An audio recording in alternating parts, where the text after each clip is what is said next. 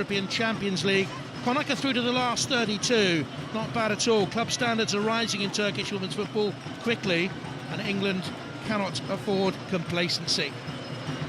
The referee is Olga Zadanova from the Czech Republic, and it will be Turkey in the all-red kit with the white band to get us off and underway, then kicking from right to left in this first half. Clear night, cooling quickly. Lovely for football though. Perhaps an early little push by Defteli. The referee says no, it's just an England throw-in taken by Bronze, and an early touch of the ball for Gemma Bonner.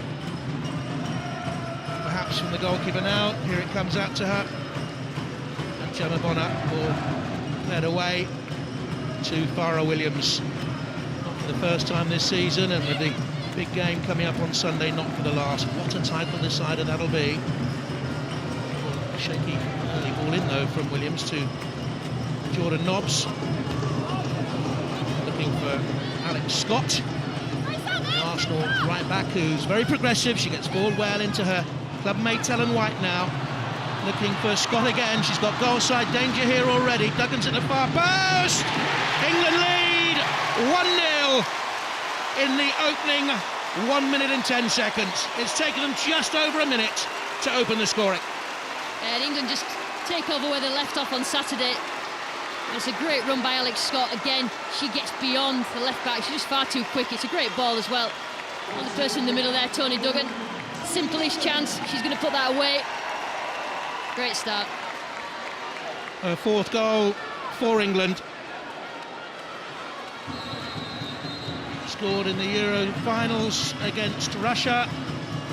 She gets her first of this World Cup qualifying campaign. Here's Aluko. England are hungry for more. Into Carney. Aluko couldn't release it wide to Carney. She might have been offside. In it comes, looking for wide. Duggan at the far post. It's two. 2 goals in the opening 2 minutes. What a start by England again. Wow. Toni Duggan just cannot believe her luck tonight. 2 goals in 2 minutes. It's got to be a record, surely, in the start of a game. Just pressing high up the pitch. Aluko's pace just causes Turkey problems. Just as it landed, quite lucky there, Karen Carney, to get away with that little bit of a hint of handball, but the ball comes over from Eni Aluko, lands at Toni Duggan. What a great finish that was. 52 seconds between the goals. You know, Saturday's win against Belarus was England's biggest since they thrashed Malta 8-0 in the World Cup qualifier in October 2009. They could get more here tonight.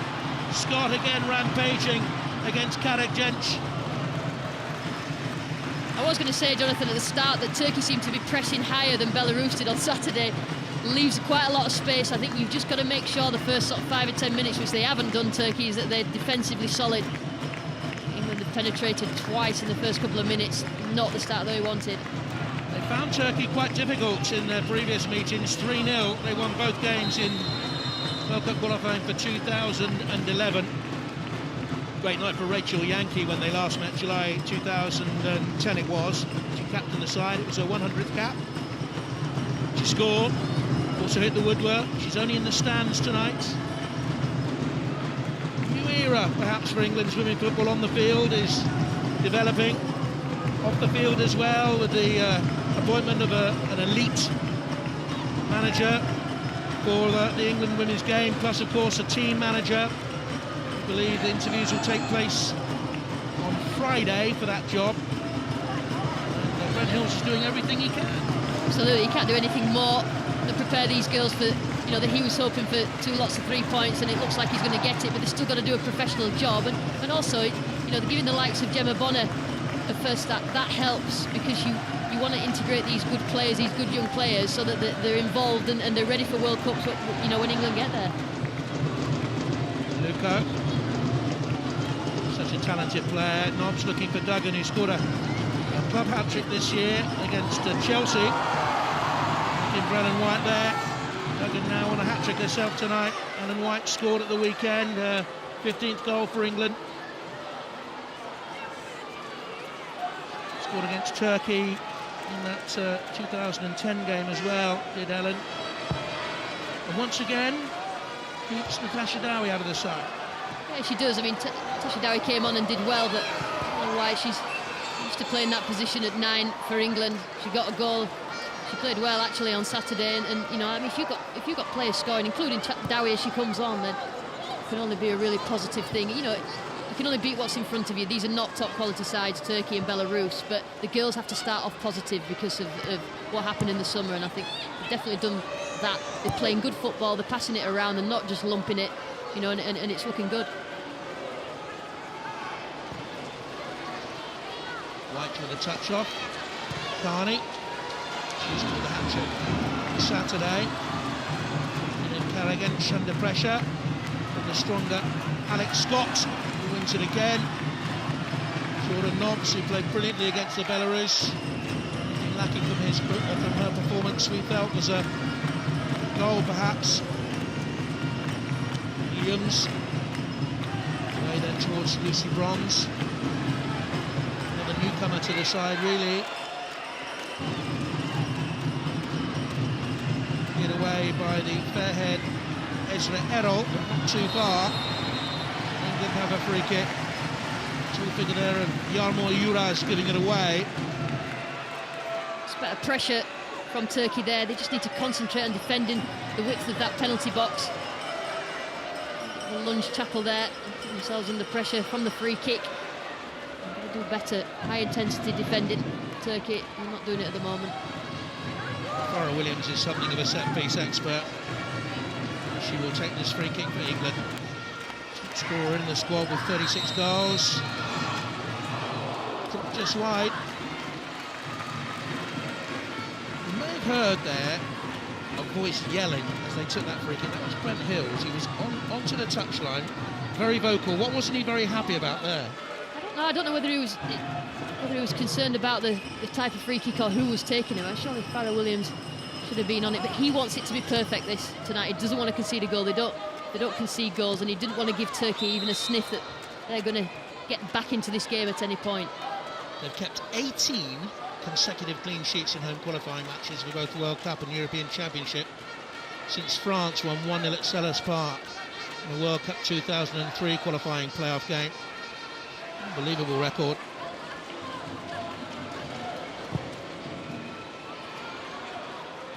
Honor underneath it. Jordan Nobbs. Phenomenal work rate, the Arsenal midfield player. Very much a youngster, 20 years of age. Here's Aluko. And he's been from such a talented player. She's gone for the 1-2. Jordan Nobbs was the player who gave it to her. She has the freedom to move forward because she knows Farrah Williams will sit for a little bit of a deeper role. Yeah, I mean, you look at Jordan Nobbs and you always look at centre midfield players about which penalty box they affect, and she does both. I mean, she's good going forwards, but if she has to play that sitting role, she isn't tonight, and she defends well. You know, you've got to be a midfield, you've got to affect one of the penalty boxes, and she, going forward, like we say, she could have scored a goal on Saturday, but she really brings people into play. Here's Carney. Chance for number 3. Should have been number 3. I was watching that. He was just going to sneak in that far corner there. As usual, Karen Carney started off bright. She looks fit now. You know, she looks and she scored that hat-trick, and it's a great take. Just looks like she was going to nestle that into the bottom corner. The keeper didn't look like she could do much about it. Movement by Aluko. Another bright start by Carney. Missed the early weeks of the season with an injury picked up against Canada in March. Went to the Euros unfit. Wasn't the only one really. And seeing them perform like this, as they have done over the years, qualifiers, you wonder exactly what did go wrong there in Scandinavia. Here's Duggan slipping away from the fullback so easily. Good save by Fatma Shaheen in the Turkish goal. A bit between the teeth now, Toni Duggan trying to get a quick hat-trick. Keeper covered that well. They just look so much stronger and fitter, England, than Turkey, and that's half the effort in the battle, the physicality of it, and being able to pass the ball and move at a high intensity, get back and defend and get forward and attack. Shaheen, the goalkeeper, and 3 of the back 4 play for the Connacht Lionesses side. In Cardiff 1-0. They won their group, 3 wins in 3. They'll play the Polish side, Unia Rakaports, in the round of 32. It's great progress.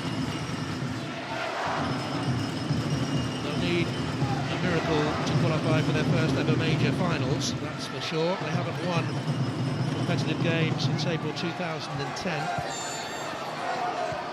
That's a decent enough block there by Substitutions. Breaks here then for Chinar. Side. Most experienced Turkish player on the pitch, the captain. Duggan deftly in an offside position. When Turkey get it, they want to try and move it. They kept it for a few passes then. Soon gave it away with an offside. There we go, lovely run again. Mane's ahead of her. Maybe he chose the wrong option and ran straight into Yağmur Yılmaz. Given away so cheap. Kani. That's too far through the channel and straight through the Şahin. There seems to be quite a lot of gaps in between the midfield and defence of Turkey, that players like Aluko and Kani are popping up between the lines and just finding an easy route through. Just need to be more compact with the defending. And if that just means trying to frustrate England, that's what they need to do. And now they're 2 goals behind, they've got to do something going forward. Corner. And Stoney. The option goes to move across in close. She plays in Sweden for the Dalby club. Nice game with this international level. It's a lovely ball forward. And just offside, Jordan Nobbs. Fine ball though, played forward to her by Aluko. She's really patient, Jordan Nobbs. A few seconds earlier she'd made that forward run and put it back again and went again. Great movement, just strayed slightly offside. It's just a nightmare for midfielders to track or defenders to defend against when you've got a midfielder who pops up like that. England have enjoyed 80% of possession in the opening 12 minutes. It's a game they should win and win handsomely. They look for White, overstruck though, the pass by one. Although she's making her debut, there is huge experience in this English side. Many of them are looking to qualify for their 7th tournament, or playing in their 7th tournament, I should say. So you look at Gemma Bonner as well, Jonathan, and she's played at under-19 level, so she's experienced international level, necessarily senior. Songoleche, the right back, committed herself there, was lost hopelessly. And again by Williams. Yağmur Yılmaz playing very deep and getting caught in possession. Williams watched the Turkish training and the warm-up, and Yılmaz looked as if she didn't want the ball at her feet. She was uncomfortable with the ball at her feet. There she is now. It's better. Decent enough ball through. Do you know what? The flag stayed down. England stepped out. Pinar Yalçın would have been through on goal. Yeah, she could have curved her run a little bit better. Yalçın, I don't know whether the flag would have gone up, but like you say, they're not going to get that many chances going forward, Jonathan, so they need to take them. I thought they'd be better at closing down. I watched them a little bit in the warm-up and looked like they were work at a higher intensity. They don't look fit enough to last 90 minutes, but they would actually close down a little bit better, but it's just not happening for the opening few minutes anyway. To Lucy Bronze. Cross looking for Niola Aluko. Very distinctive. Only 5'4", born in Lagos, Nigeria. Experienced, 74 caps. For the Lionesses at Hull. Scored at the weekend. What a goal it was. Both of them scored. Nobbs. They're not watching the England midfield players or defenders coming forward from the back. They're letting them run freely, Turkey. Just seem to be following the ball, which is leaving gaps for people like Nobbs and Kani to pop up in. Moraz gets it away. She was blowing heavily a minute ago as well. Just think, as Lucy was saying, they lack the fitness levels to compete with England in terms of guarding against the runs. Here's Kani. Sorry, Jonathan, it's going to be a long night, I think, for some of these Turkish players. There's a brave block at the back. Everybody in the way of that. Duggan. Duggan very nearly in again. Karagench clears.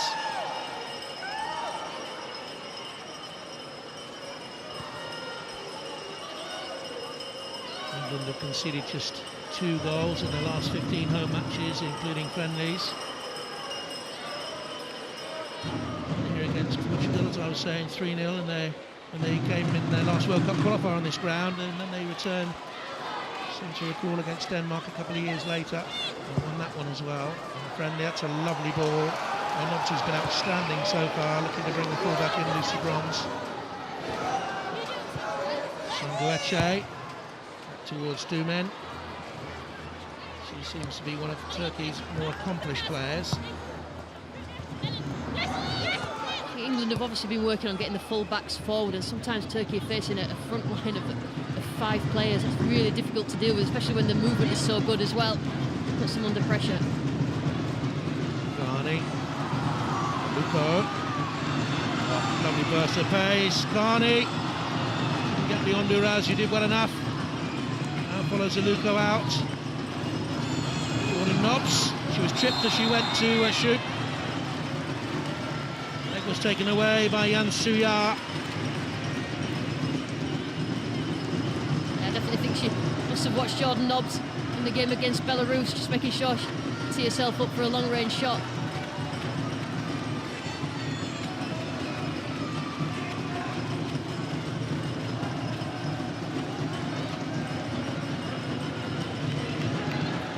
Difficult night for Fatma Shaheen and the Turkish defenders. Knox tees it up. Ooh, and it flicked the top of the bar.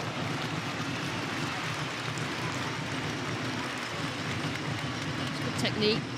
Jordan Nobs there. Her go this time.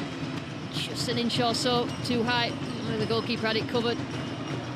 The goalkeeper, usually in games like this, the goalkeeper gets the Player of the Match award for the opposition team. She's under that much pressure throughout the 90 minutes. She's got to perform. Nominated for the PFA Player of the Year this year. 8 goals she scored for Arsenal.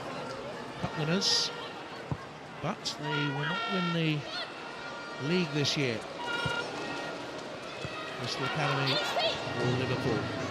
They only need the draw. There's Knox. Scott goes away down the right-hand side. Cara Williams. Good movement by England. As soon as someone comes short, another player went into the hole behind. That was Carney, back to Scott. Sloppy pass though, it's behind Duggan.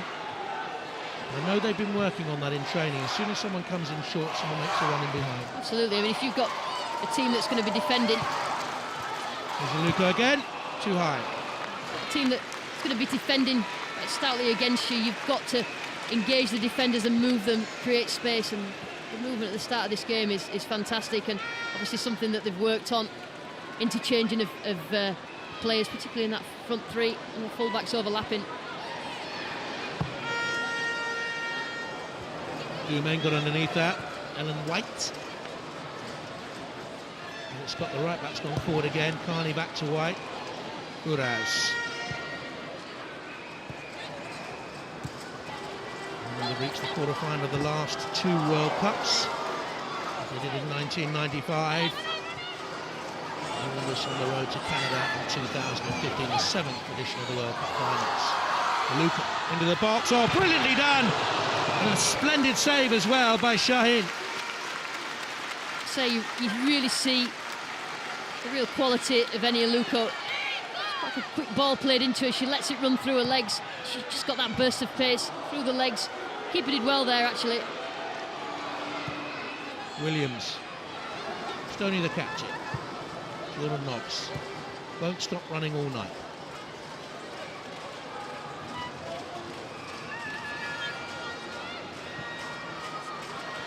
Ellen White. England making the run to the middle. She bounced off Errol. Alex Scott with the driven cross. Away by Sonal Etche. Cleared out by Yan Suya. She played against England when these two countries last met.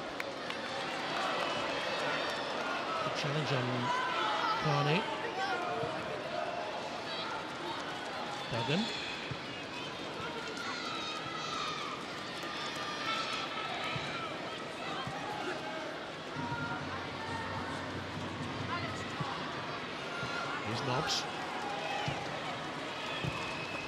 Played by Dumen. And Suya. Deftily hasn't really been able to get into the game. When you've got a star player, as it were, and if they're playing out wide, if you can't get the ball to them, they can't show what they're good at. It doesn't help. The thing about Turkey is they're not passing it more than 3 or 4 times before giving it away. Just need a little bit more composure. Decent crowd again. They're not using the end behind the goals here, but they played Portugal at Prattle Park in 2002. It drew a then record crowd for English Women International, 8,800. Once again, Turkey are causing problems through the middle, and Siobhan Chamberlain had to come out and react quickly. Pino Yeltsin was through the middle, and she's got pace, and England were caught there. Right, Duggan's in the middle and on a hat-trick. Really stretched the game now.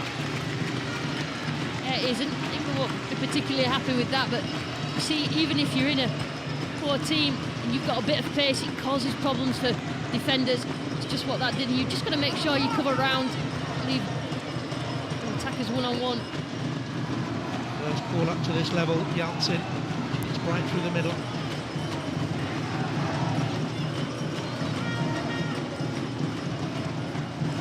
Nobbs loses out. Shinar. This is Gungo. Born in Sweden, in Malmo. Gone for goal and hits the woodwork. England need to wake up a little bit. A little bit of a warning there for England, throwing all the players forward. Even 3 or 4 defending, but that's worth an effort. Siobhan Chamberlain was worried about that enough. Stretch for it, hit the crossbar. A couple of times now in the last couple of minutes, Turkey have just seen a little bit of hope, which England don't want to give them. They've got hope going forwards. Be careful when you're defending. Think about when you go forward, what if you lose it? For White. Maybe caught a little bit late. Oh, the keeper came completely missed it. Duggan. Shaheen recovered well.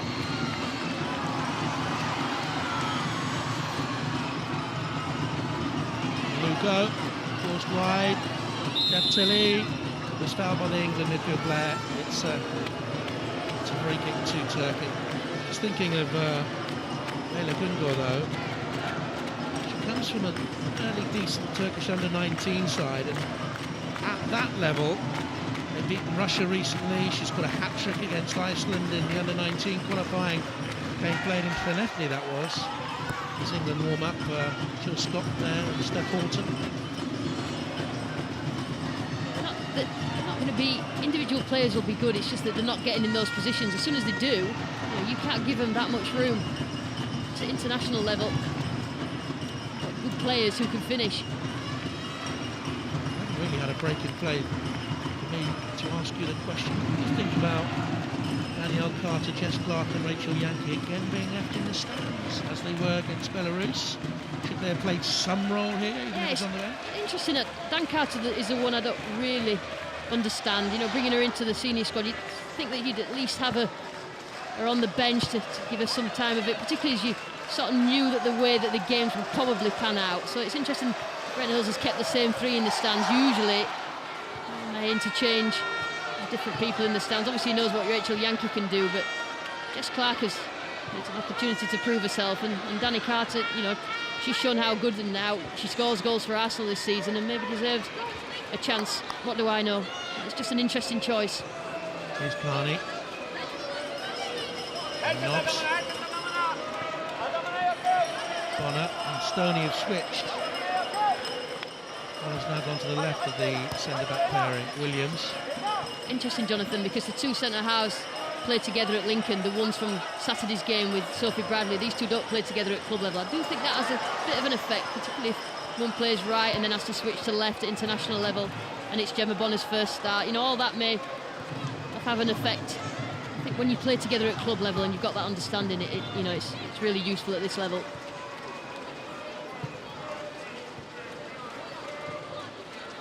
Here's Gungood again. Trying to find Defteli. See, all of a sudden Turkey now thinking, just have a little bit of encouragement from England that they can throw enough players forward at the right times and break quickly in effective areas, then they may have opportunities on goal.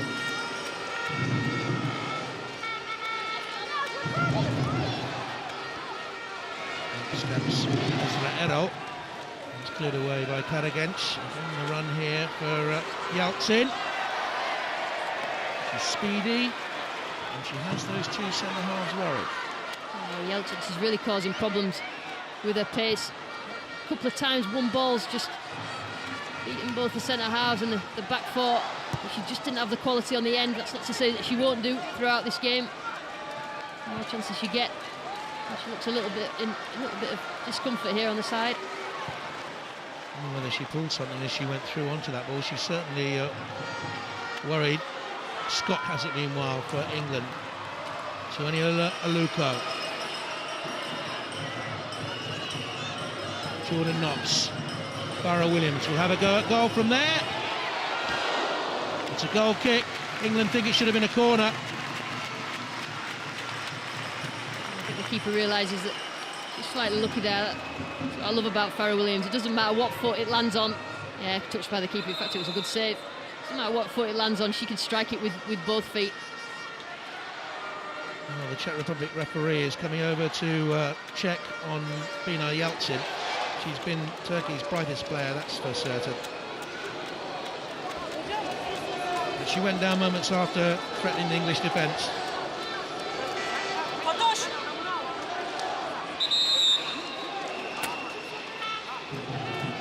The most important thing for the English women's group at the moment is the way they've recovered from the European disappointment. It's horribly disappointing. This injury. I don't know whether it was as she reached for the ball. She just felt the stomach as she was walking past. But the way they've recovered, they just got over it very, very quickly. The fixture list was kind to them, let's be honest, with these two games. But he's done really good work as well to get them over that hangover. Now here's Carney. Aluko, just about blocked. Carney follows up. White was on the side. Poor defending then in the middle, they didn't come out. Here's Stoney. Turkey at the moment, under 10 players. Alex Scott. White. Carney in here. And just turned round the post by Sybil Dumet. Good clearance facing her own goal. Again, a good run by Karen Carney, just in between the centre-halves and the full-backs. That's where she wants it put in. Just puts the defender under pressure there. Corner kick taken quickly. Aluko! And the diving header just over. And White flung herself at it. Definitely capable of that. Head on the end of crosses. It was quite unlucky, actually. Ball came in low and she was just trying to get that glancing header onto it. Never lets her head go down, actually, when she's had chances. Saw that in the FA Cup final. Kept plugging away. In the end, she got her goal. She's such a positive player. She just forgets about mistakes, gets on with it, and obviously scoring in the last game will help her confidence. Barney looks for White. But she's a real worker. She works really, really hard, Jonathan. That as a number 9 centre forward. 10 attempts on goal. Turkey the one. The bar. That player there, Leila Gungor, plays for Limhamn club in Sweden.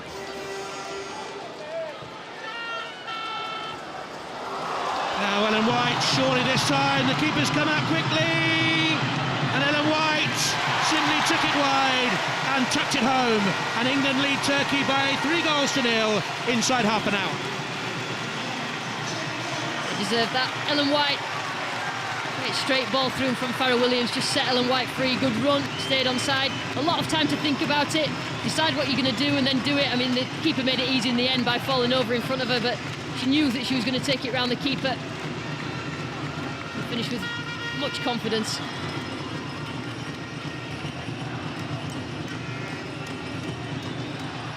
A lovely finish by the Arsenal striker. Turkey still 10 out there. continuing for Yeltsin. That's a major problem. She has a ribcage injury. Well diagnosing that on the sideline. A ribcage injury. They definitely pulled something. I think it must be muscular. Didn't really have any contact with anybody. Well, if she was going to go off, she's made a dramatic recovery. She's back on the field of play, I can tell you. Yeltsin. And I can tell you, Turkey have told the substitute to sit down. They had a replacement lined up. Here's Karen Carney. Duggan's at the far post. Overstruck the cross. Was she going for goal? Was she trying to find a teammate? Well, she was caught in two minds there. Karen Carney getting lots of joy down this right-hand side. Just not picking her up, not chasing her back. Concern for the Turkish bench. The director is known as Mustafa Gulen, who was in charge of their Euro 13 qualifying campaign. Against clears it away. Scott was settled for the throw. That qualifying campaign wasn't greatly successful. 1 point gained from 10 matches, 4 goals scored and 48 conceded. And a point against Kazakhstan at home. They must target the games that they think they're going to get points from, where the draws or they've got chances and maybe damage limitations in the big guns like England. But they've got to learn from these games, that's the thing. Otherwise they're not going to progress as a nation. How to defend against quick and players with great movement. She's okay now, Pino Yeltsin up front, it would seem. Honour. They're way below Belarus in the world rankings, Lucy, but I think they're a better side than Belarus.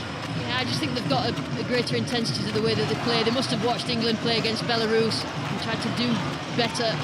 Here's Carney into Duggan. It took a deflection. Aluko was in there. She will claim the goal. England are 4-0 up. It's another smashing night.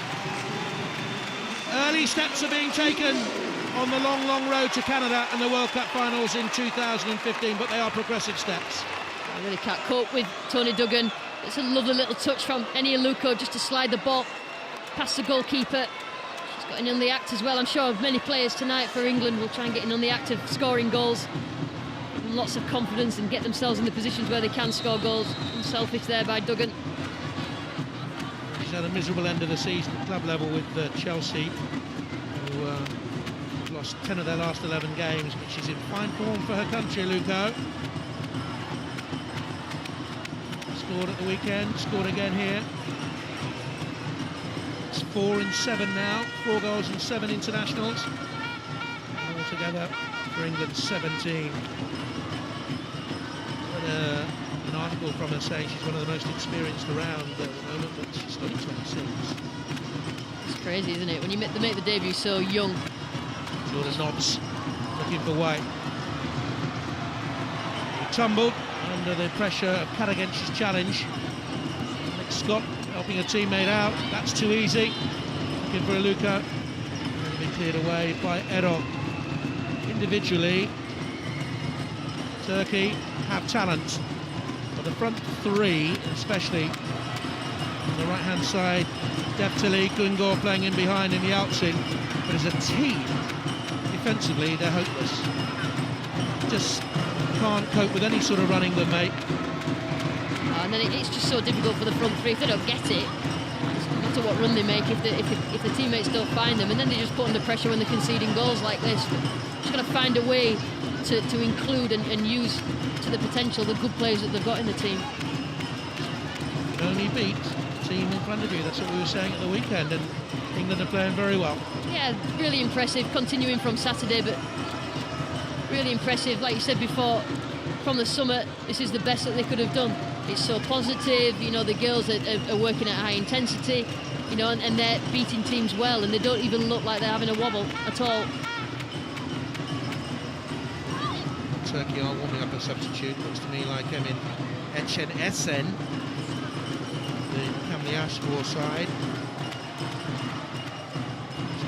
appearance against home nations before. She played against Wales and Scotland in an under-19 qualification campaign.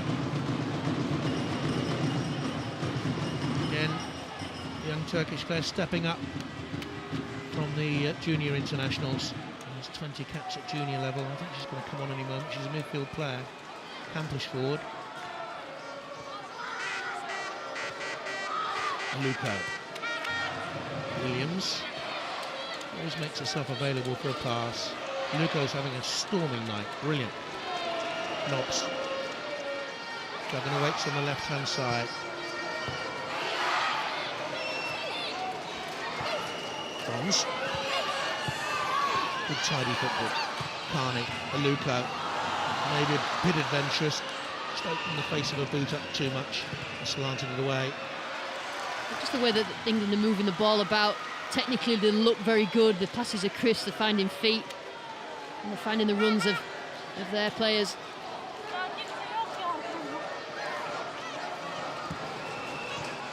Luko.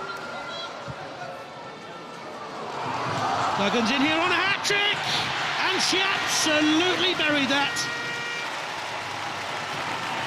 England 5-0 up. I think for me that was all about which player wanted the ball more here. Toni Duggan was just going to make sure that this ball was hers. Just uses her pace to get past. That's a great finish past the goalkeeper. That's terrific stuff from the youngster, full of confidence. And this is why we talk about playing good youngsters. No fear, lots of confidence. Just take us to the next level. She has a hat-trick. She's doubled her tally of England goals in one night. And in the meantime, Turkey have made a substitution. It is indeed Etienne Esen who's come on. And the player who's gone off is Jansu Ya, who lacked a bit of mobility there.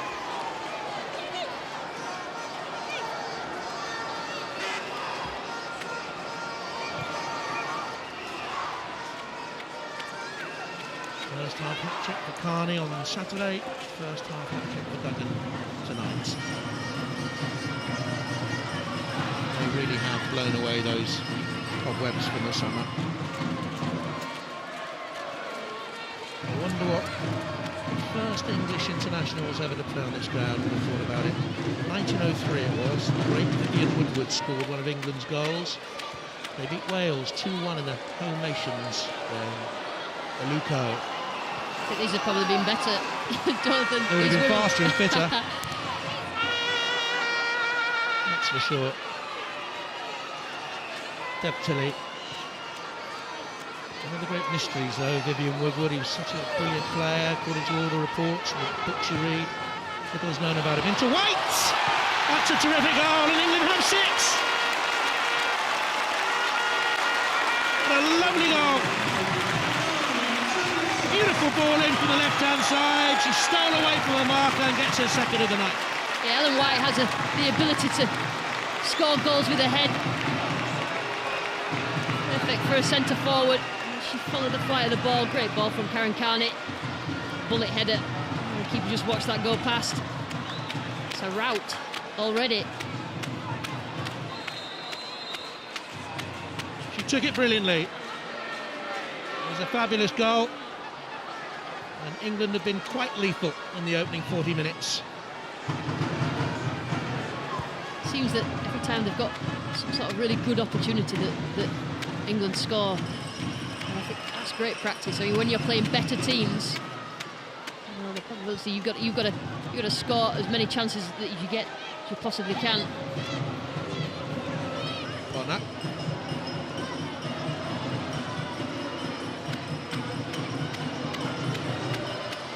Watched it all the way when it came back to her, Gemma Bonner.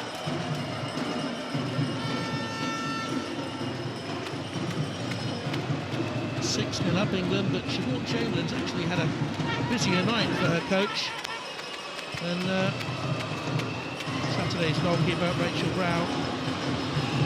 Can't remember her having a shot to say. I saw her afterwards and I said she could have put a kit straight back in the skip without washing it. Little amount to do, but I think Siobhan wants to be involved. She's that type of keeper, she wants to be involved, but she'll be quite happy to to keep this scoreline at 0. If you're wondering where Karen Bardsley is, by the way, the Lincoln goalkeeper is injured. She had a little bit of illness as well over the weekend, and I think England are doing exactly the right thing. You know, they have a massive Continental Cup final coming up against Arsenal for the club, and I think they're being eminently sensible with that.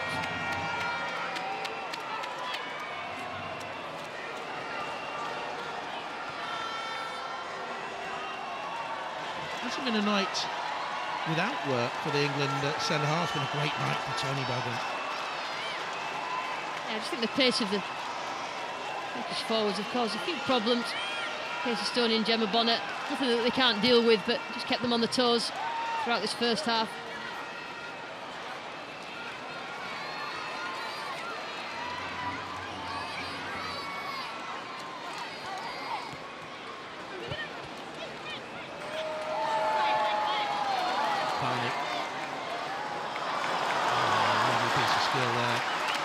Skipping away from a challenge. Ooh, she went strongly into that tackle though, and that could bring her a problem.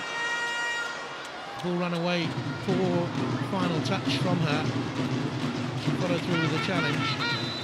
She's has her error there. I'm surprised to see actually Lucy Broad. I think it's to the last minute she bent her legs. A serious knee injury in the last few years. It's definitely, this is not the game or the challenge that you would want to go into and risk another injury like that, but thankfully she's all right. A little bit of a limp. She realised at the last second that she wasn't going to win that without getting hurt. Caution for the tackle. Can't complain. One of the 4 English women to cross Merseyside last winter from Everton to Liverpool.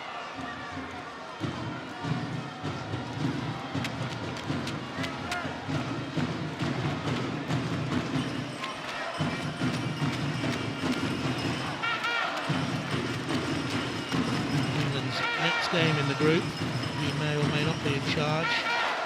Wales at the New Den in October, maybe you can see on the BBC. And they go to Turkey October the 31st and resume the campaign in the spring and April, home to Montenegro and Ukraine.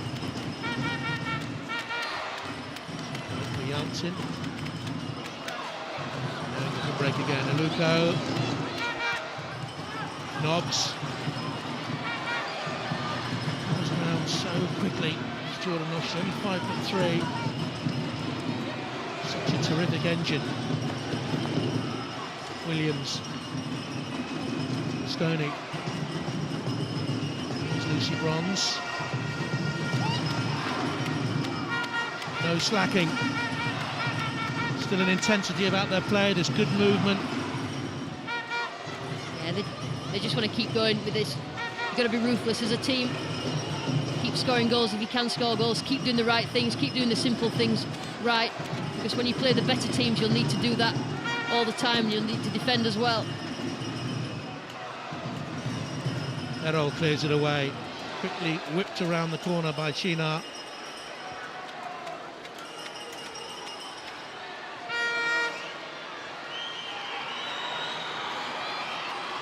I think it's fair to say that England's record of 35 unbeaten qualifying matches is going to continue, although they have a bit of a problem here.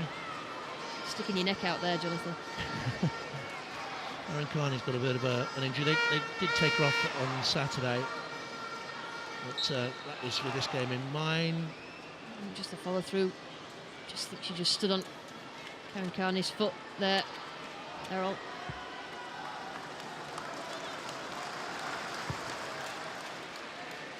Errol's one of the Konak Belediyespor Turkish champions.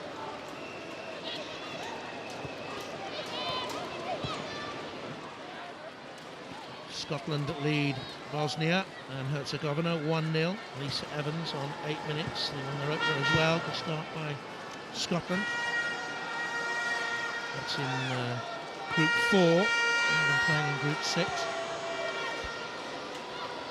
There's Farah Williams. You know, she won't attract the headlines, but she's very much been with Jordan Nobbs. The metronomes in there dictating England's pace and tempo. Duggan away towards Aluko. He's had a fantastic night so far, full of trickery And oh, so very nearly a 7th. Carney got in. Shaheen, the goalkeeper, thought that was in there. She's got herself in a great position. Karen Carney just wide of the post. People look worried. Scored in the Euro 2009 finals. In the final game, when England were beaten by Germany. There's Alex Scott. White should be the keepers. She made a meal of that. I think the English player challenging her was little Aniolo Luco.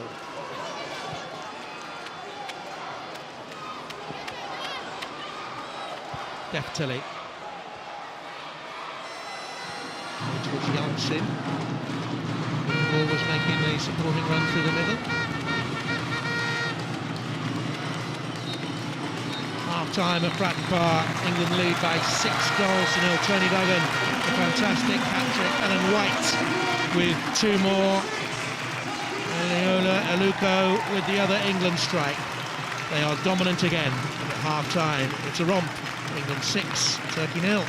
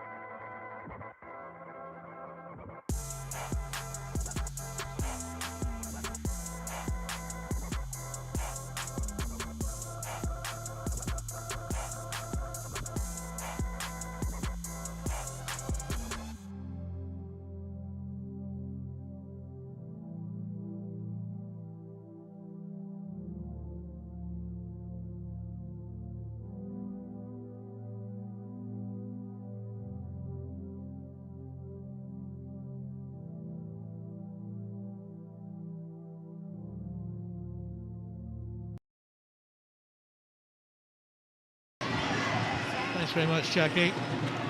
Well, Brent Hills has resisted the temptation to make any changes at half-time. No changes in the Turkey 11 either. Don't forget, they've already made 1 substitution. SN on for Yar in the heart of their midfield. England 6-0 up. Hat-trick for Duggan, 2 for White, 1 for Aluko. The record England scored 13-0. Away in Hungary in October 2005. I wonder if they'll go for that. Stoney, the captain, into Jordan Nobbs. Already Turkey pressing a little bit higher, with a little bit more intensity than they did in the first half. Aluko, dropping into space. Finding the ball, looking to create, is Alex Scott. Williams to Nobbs, and Turkey failed to track her run.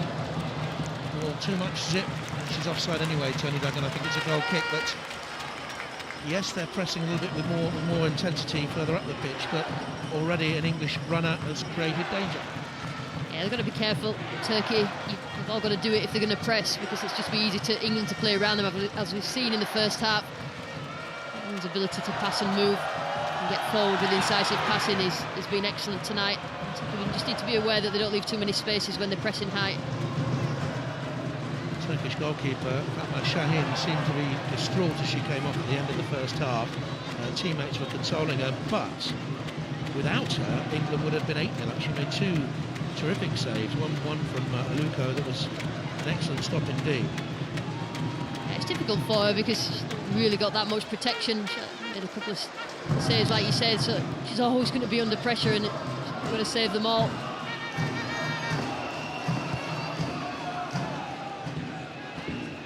I think it's fair to say England will still be top of the group come the end of the evening. There's Jordan Nobbs. Long way to go though. Turkey games up and coming, and the two matches against Wales will be really competitive affairs. There's Luke Carter. Good run. Duggan awaits. Perfectly timed pass. Two in the middle to hit. Duggan, Carney. Misunderstanding.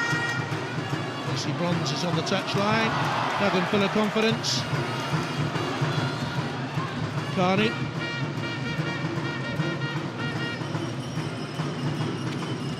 Trying to find Duggan once again and eventually gets it through. Sets up the cross. Nobbs coming in.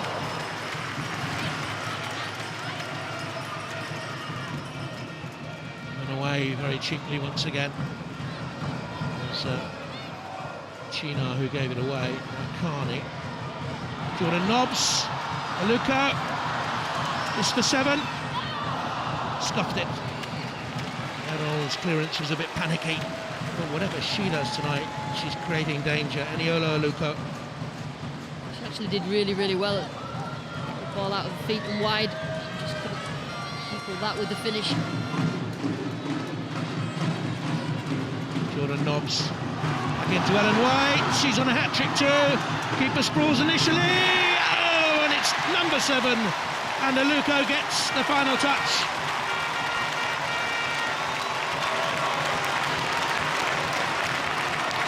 The touch that denies her teammate a hat-trick, and it's England 7, Turkey 0. Really composed play by Ellen White there. Got herself round the keeper, didn't go down. She knew there was a better chance of scoring. And any Aluko scoring with her head, I don't think she does many of that. They were all laughing and touching her forehead. She's done well tonight. Both of them have done well tonight. Simple well, she finish. needed to make the touch, didn't she? Because it wasn't going in. Absolutely. She definitely claimed that one. And one of the smallest players on the pitch gets a headed goal. Here's Carney.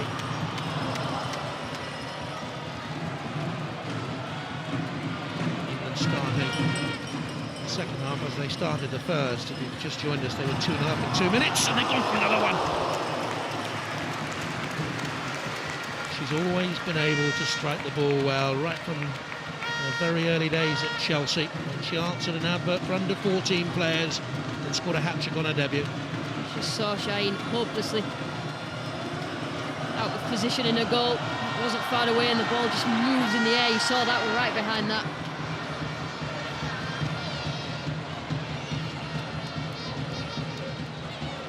Certainly Yalçın has been Turkey's brightest player. For Gungor. They combine well at times. Chamberlain got it away. A few hearts in mouths there, perhaps. Here's Carney. Williams pass. White drifted wide. Came infield and knew her teammate Martin Alex Scott will be somewhere there or thereabouts.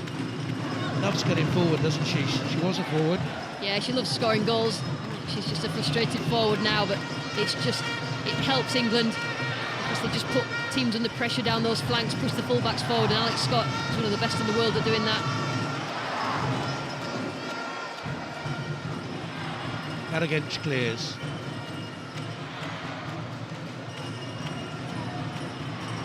Williams, no pressure on at all. Aluko. That was a bit sloppy, that pass. Indefinitely cut out by Bonner. Turkey have got to decide whereabouts they start the pressure on England and wait till they get into that middle third and over the halfway line, which is what they seem to be doing, but then making sure they use the ball when they get it and counter-attack in the right areas. They've got quick players. If they can get into space, then they could be effective going forwards. But a pass like that is not going to help anything. Leila Gungo. She's already deep into the season in Sweden. She's played 22 times, but the Turkish league doesn't pick up again until November. Maybe it's a reason why one of the Turkish players don't look fit. Here's Duggan. She's offside. It won't count. Lovely ball through to her. I'd like to see this one again because I think that's fairly tight. Yeah, her runs in the first half were quite good. She's level, I think. I'd say she'd level. I mean, she was moving quite quickly. You could forgive the assistant referee not looking at that instant. It was another great run.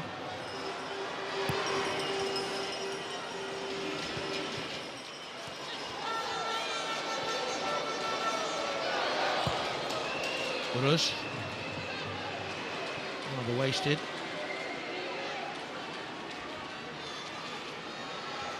Message has come out from the England bench to Jordan Knox.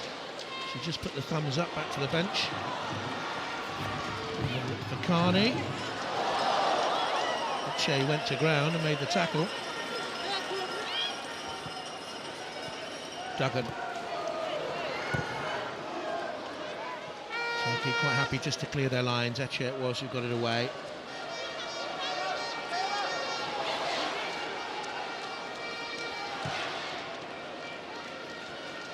All of the Turkish players came through the younger international teams together. Started off playing against Macedonia in January 2006, and they've been together as a group since then, coming through.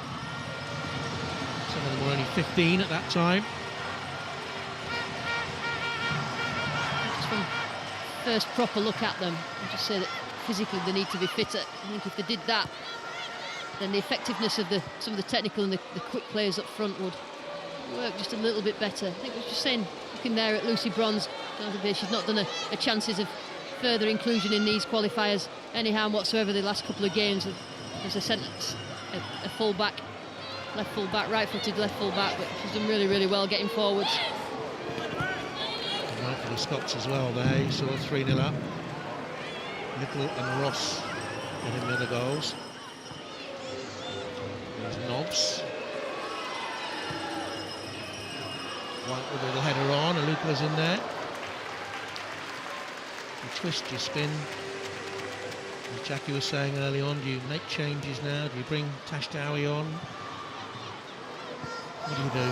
Well, I think, you'd be looking at, you have to be careful with it if you get any injuries, but definitely the likes of the younger players like Jade Moore, perhaps, because if Farrah Williams or Jordan Nobbs are injured and you want to introduce any more younger players, then the more experience you give the likes of Jade Moore at this level, she breaks up play really, really well. Got a little taste of it on Saturday, but you'd look to introduce those players who are going to take you forward. It wouldn't surprise me if Natasha Dowie didn't come on, because she's got a massive game at the weekend and she's so important for Liverpool. She's the top scorer for Liverpool. Yeah, I'm sure Matt Beard's been on the phone to Brent Hill saying, please be careful with my players, as Mark Sampson about Siobhan Chamberlain, Bristol player, because it's so key. This game's won now, these two games going to be won. I just want to stop any injuries. Bungo. Bonner got across. Did well. Knocked out by captain Casey Stoney. Siobhan Chamberlain has been in fantastic form for Bristol Academy.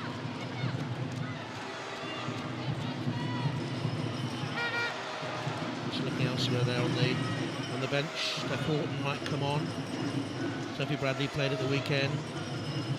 Anita Sante could come on and sit in midfield. Jade Moore, only 6 caps. Chance to have a look at her. There's Natasha Dowie. The season she's had for Liverpool since crossing the divide from Everton. 20 goals in 19 games this season. SN. Gungur. Suspicion of a handball against Farrah Williams, not given. Buruz. Quickly on by Dumen. Given away. Dumen back in there again. Jordan Nobbs to Ellen White. Alex Scott. Lovely teamwork. Duggan with the header over, but it was really well played, England. Yeah, it really deserved a goal. Again, Good understanding down that right-hand side, this time between Alex Scott and Ellen White. Really confident back heel, and that's a great whip ball in by Ellen White. Just couldn't be matched by the finish from Toni Duggan. She's done all right so far.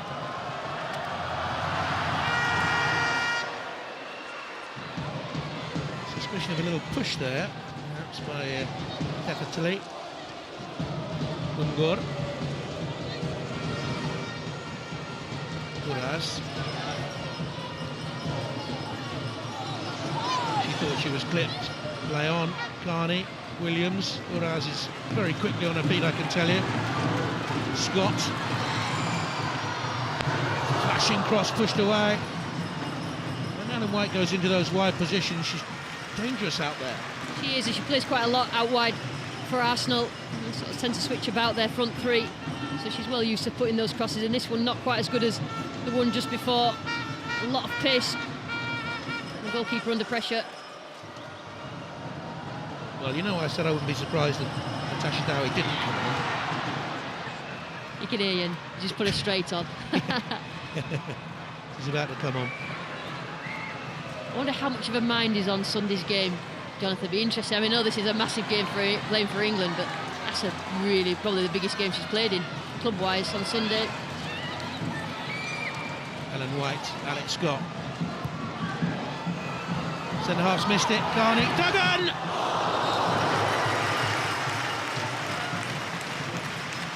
England are 7-0 up. They could have had 11. Deflected on the way through. Here comes England's substitution. Aniola Aluko goes away. And on comes Tash Dowie.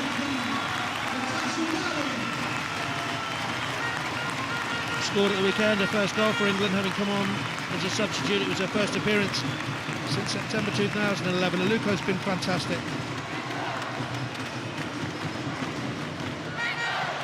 Tash Dowie looks like she's got some sort of strapping around her left thigh. Again, Liverpool manager Matt Beard will be watching this thinking, please don't get her injured. On the edge of the 6-yard area. Pressurising with her first effort in the game. Errol got it away, launched back in by Alex Scott. Definitely missed it. Gungur tried to win it back. You can tell she's played more football than the other Turkish players out there, Gungur in midfield. Yeah, a little bit more accomplished technically, a bit more of an idea of the game, a little bit more game-wise than the others, and some of the others.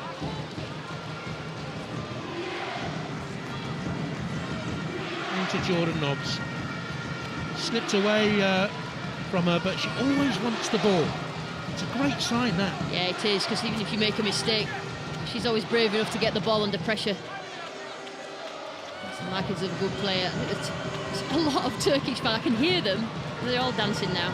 He's got his sunglasses on. I don't know what for. I wonder if they've ever heard of the Pompey Chimes. That's right, this is a good run. Roof of the net. Gone out wide to the right with Natasha Dowie on in the middle.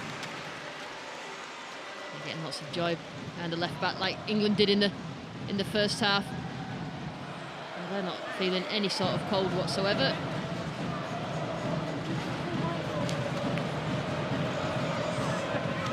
My first visit here came in the 60s. My dad brought me just to hear the Pompey Chimes. He said, just come down, I'll take you to the ground, you'll hear a fantastic atmosphere. And he was absolutely right. It's quite unique when they get going. Fans have played a heroic part in keeping this football club alive, that's for sure.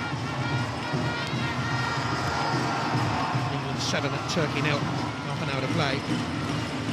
The number of Turkey fans in the crowd actually helping the atmosphere, because the England fans are chanting back at them. It's quite lively out there. There's the captain, Stoney, and partner Gemma Bonner haven't had too much to do in this second half. Great game for Gemma Bonner to play in, to ease herself in there. 10 on target, 1 off target for Turkey, though they did hit the woodwork in the first half.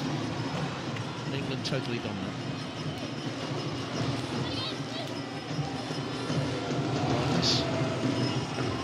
Duggan, Dowie, the half turn, Ellen White, Alex Scott is there.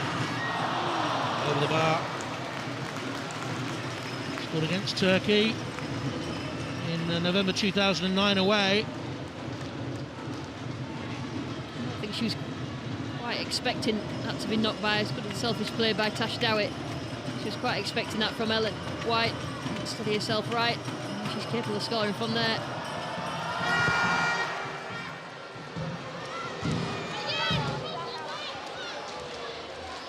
Duggan.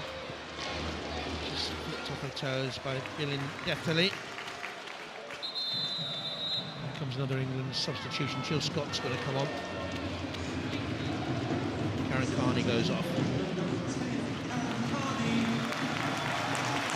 Oh, she's had a very good week. And Jill Scott, who came on against Belarus, comes on again for her 72nd England cap. Knox. Hooked away by Errol. Jill Scott will simply sit in there, will she, and let maybe Jordan Nobbs have a more advanced role? Well, Jordan Nobbs gets up and back all day long anyway. She plays. Yeah, I think so. I think just freeze. Jordan Nobbs. It's just. Here's Tasha Dowie. She's got to pick her runs out, as she has done. Jordan Nobbs and getting involved in the melee. Her runs beyond the strikers are key. If you've got a midfielder that can do that, then it causes a whole host of problems.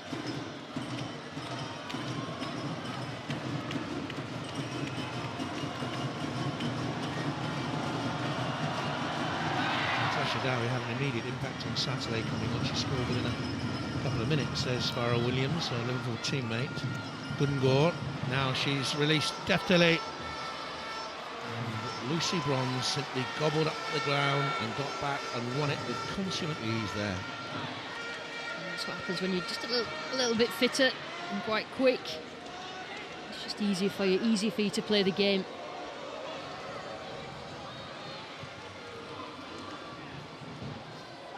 Farrell Williams.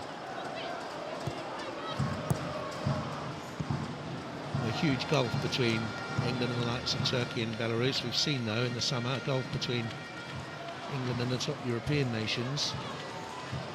And how much work and how quickly can we close that gap on the USA and Germany and so on. I do think that there was a little bit of a blip in the summer. It obviously highlighted a few things, and paying attention to those now, you know, you get more teams professional, then you can just see that standard rise, and you are competing with those players. Because individually, we've got players that are as good as some of these players at Germany and the USA, etc. It's just as a team, we just needed to show that, and hopefully the World Cup in Canada is the place where England will show that. Just a concern for Lucy Bronze a moment ago. She's stayed forward on the left-hand side. Creep into your picture there. She got with a knock on the ankle. She's okay though. Here's Nobbs. She finds Scott. And White chases up after it. Cara Gench was there. It's the first bad touch Ellen White's had all night. Jill Scott. Corner to England. Jill Scott's lanky legs, and she caused hassle there. Errol defending. We've got her team in the corner. 24 nations will be at the 2015 finals. 8 from UEFA. And it comes. The header was by Dowie. Bronze. That hit a hand. I think that may well have bounced up and hit Songoleche on the hand. I think it did, because the whole crowd behind where it happened all shouted handball right at the same time. Whether it was intentional or not is another thing. I think the ball in from Lucy Bronze just hit her elbow there, you see. It's always an argument whether players, where are they supposed to put their hands? You know, how far away is too close or too far away? It's a difficult one for a referee, especially when they only see it in real time. Williams with the header. Bronze.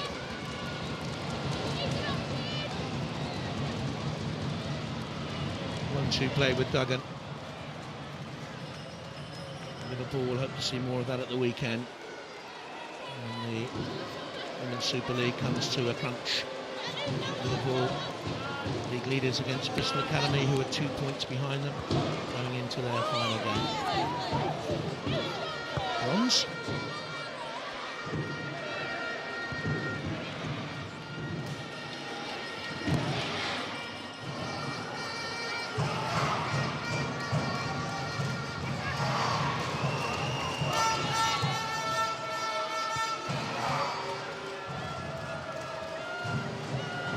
Jordan Nobbs.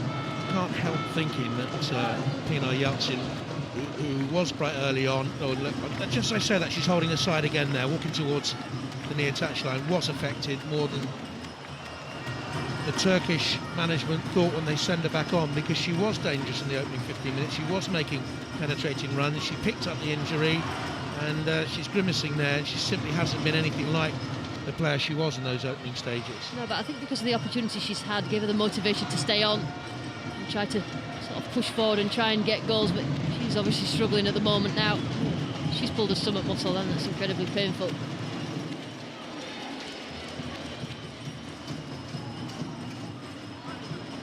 Williams. Tasha Dowie. Good turn, but she was allowed to turn and played away.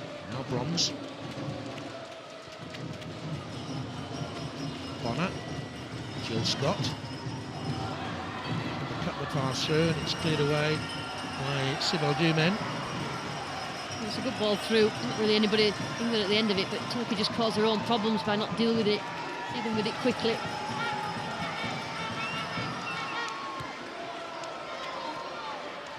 Alex Scott, Ellen White, Jivadao in the middle, didn't make great contact, and a super save, Fatma Shaheen.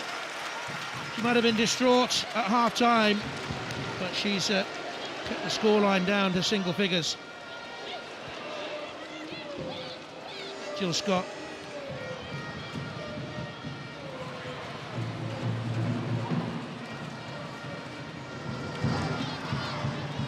Good piece of control by Bonner.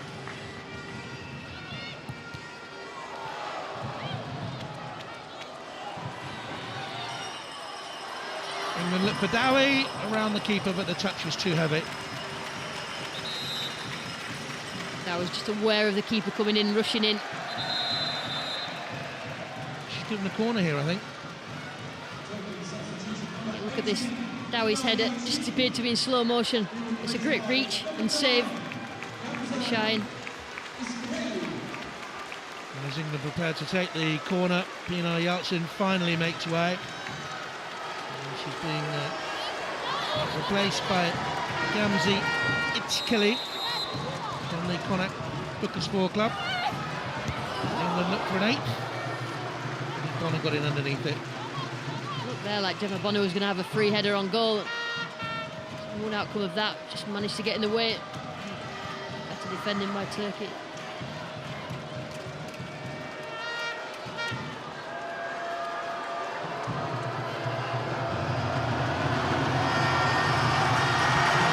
Turkish substitute, Ishicili, has got a good scoring record at club level for Connacht. Caused a few problems. Here's Jill Scott. Smacked into Errol.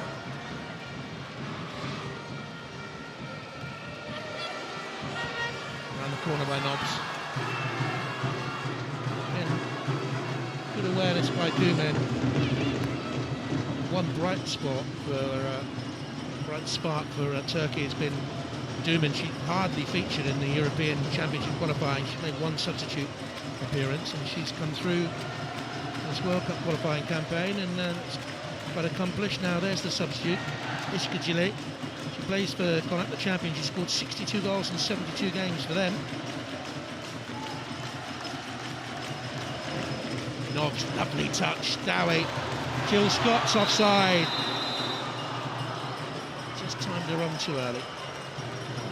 Jill Scott's run forward then. I think she expected it to be played into her, and I have to say she'd wandered offside. Good play. Tash Dowie and Jordan Nobbs. Just strayed a little.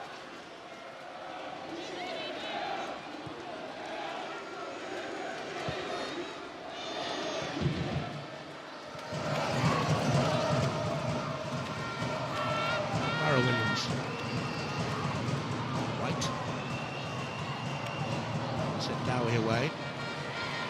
Errol was there. And into Essen. Giving the ball away needlessly at times.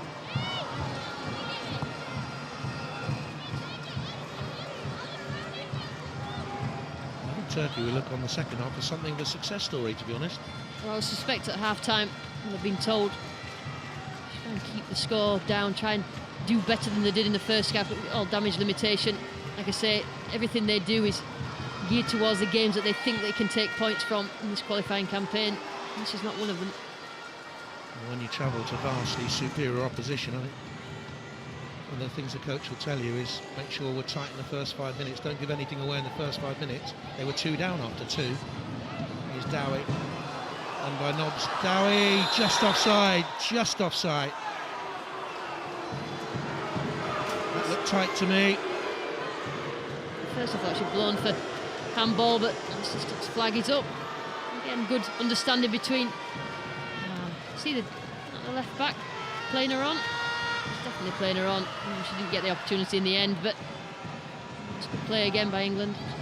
Here's Ellen White, 7 up, 18 minutes to go. Lead away by Carrigan. Scott in the change with Williams. Duggan came short and spun away. That's good play and a lovely scoop pass to her. Two at the far post. Well, I think if she'd gone down a little bit less theatrically and quicker, it would have been a penalty. Because Dooman didn't get anything of the ball, that's for sure. Far too honest, Toni Duggan. I think if this had been a tight 0-0 game, and she felt the contact there, it's a great little ball by Farrah Williams.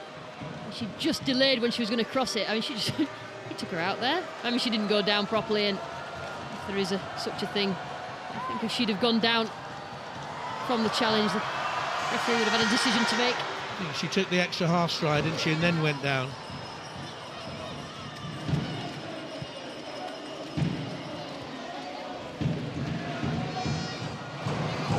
Bonner.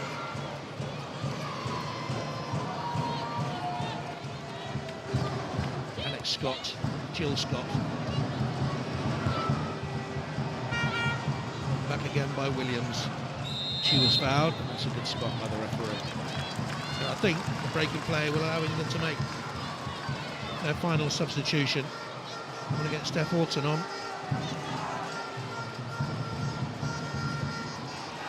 Not yet. And away again, Jill Scott.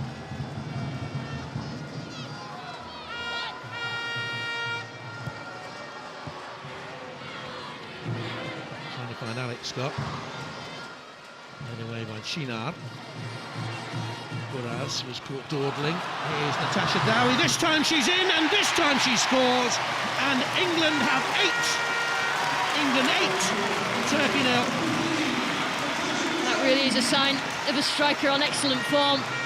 She watched the interchange between her two teammates. Again, excellent work by Jordan Nobbs, just recognising Jill Scott. Saw the run of Tash Dowie, slid the ball past the goalkeeper. That's a sign of a confident player.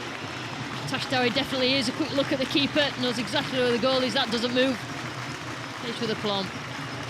2 in 5 days for Natasha Dowie for England, who have made their final substitution. Steph Horton has come on. Such a wonderful Olympics, such a disappointing summer though for England. On she comes and goes the catch. Jordan Nobbs trying to get amongst the goals. It's Horton to Bronze.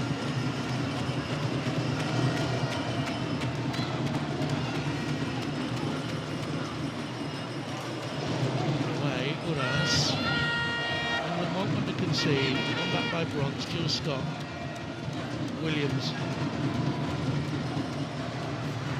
Now that the Turkish striker that went off, Inar Yalçın, has gone to hospital, an X-ray on her ribs. She injured herself running though, it wasn't a contact injury. Jordan Nobbs. keeping it simple. 5-6 yard passes, making the ball do all the work. Here's Farrell Williams. She's been excellent back in there as well. Slightly short for Natasha Dowie. Been very good performances all round by all the English women. Yeah, they couldn't have done any better, and you know that they've done what they had to do, and they've done it with style. Scored lots of goals, some excellent play, excellent movement, passing. Technically looked very good, looked fit. So they couldn't have done any more in these two games. And should he never get another England game as coach or manager, not bad for the CV. Played 2-1-2, goals 14 goals against nil. That'd be at the top of my CV, by the way. What a record. Good ass. Trying to get it over the top. He's actually grown in composure as the game has gone on, Yağmur Uraz. Turkey came out at the start of the evening, on the pace of the game. They looked startled. And they were out of it before we'd really even got going. Because of Toni Duggan. 2 goals in the opening 2 minutes. Here's Bronx. Just deflected away from Nobbs. Cleared out by Etche. Another chance now. Songul Etche.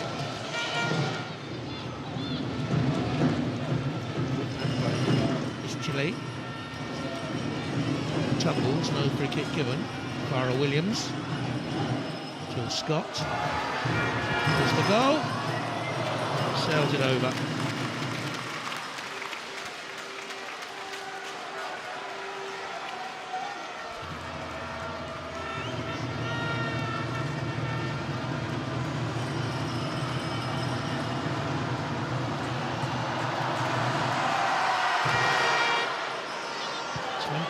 Attempts on goal to the one by Turkey. And a high majority of those have been top quality attempts. One's on target anyway. Half of England's attempts hit the target. Their biggest win since they hit 8 against Malta in October 2009. It was a World Cup qualifying campaign. An England throw.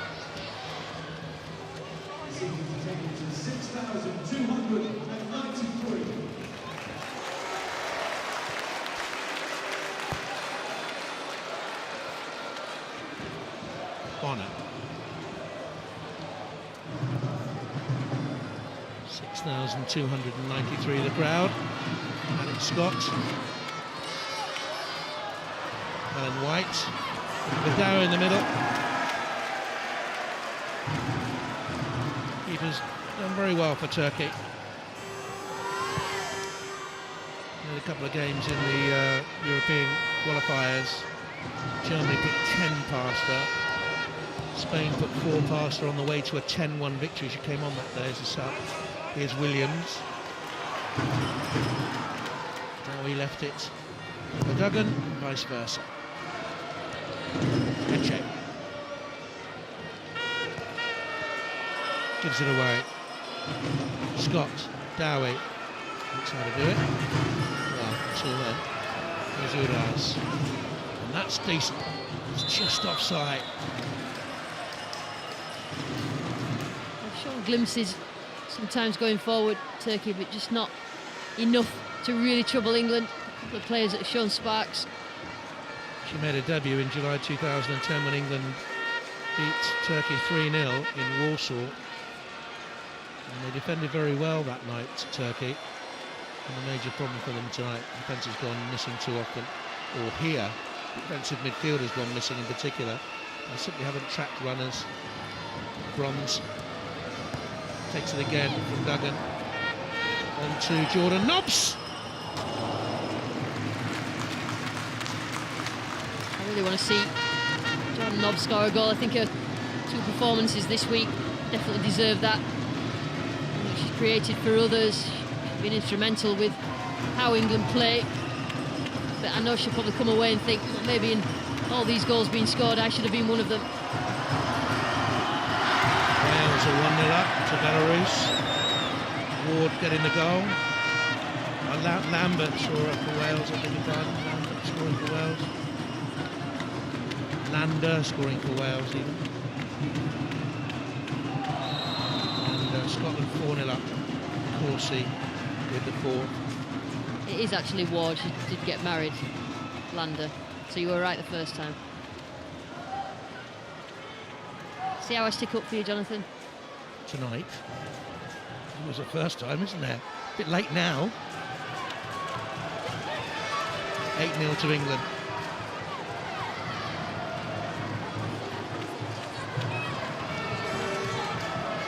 So, now we're testing the middle. Testing in the middle. It's gone to the far post. Horton. 4 yards out. She should have scored. England's 9th. I really thought that was going to nestle in the back of the net. Seeing my ex-teammate Steph Horton when she goes for a header like that, usually one outcome. Disappointed. If you thought from that shot we've just seen there is a extraordinary camber on this pitch, there is. You can see it there as the camera just pans out. Those pitches are cambered. Particularly at that end, at both ends, if you look at both goals, very similar. Oh, now England are themselves in a bit of a pickle there. One goal was nearly in. Just for the first time in this second half, Gemma Bonner lost her bearings. Important for her, though, throughout this game, she had Casey Stoney with her talking her way through the game. There's Williams.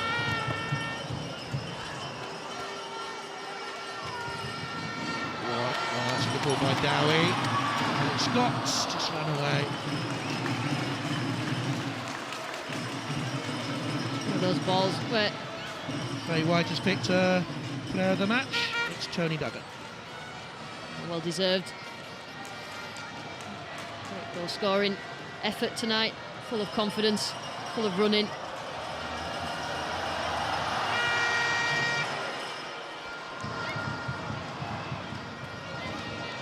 Steph Tilley. No power in the final pass forward. Bonner, White, Alex Scott. We're obviously not trusting Sue Smith with picking player of the match. That's twice Faye's picked player of the match. Made away by Errol. Because of the Super League, the English women are professional in terms of money they get from the Super League. The maximum wage there is about 20 grand, and then they get their FA Central contract as well.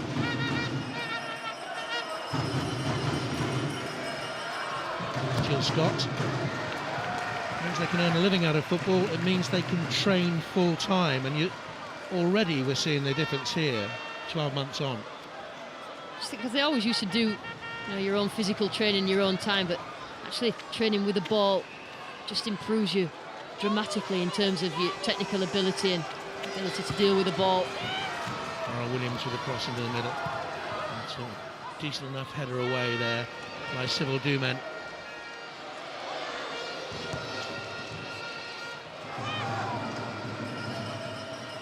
Horton. Jordan Nobbs. Jill Scott. Duggan's made the run outside. Well played. Dumen comes across. He's been Turkey's best player by a mile.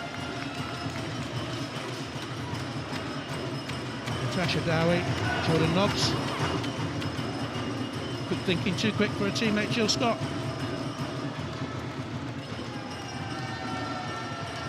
Fatma Shaheen, it would have been 11 or 12 for England. Maybe that record scoreline would have been on. Bonner came and claimed.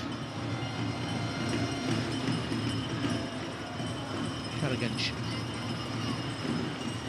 Alex Scott.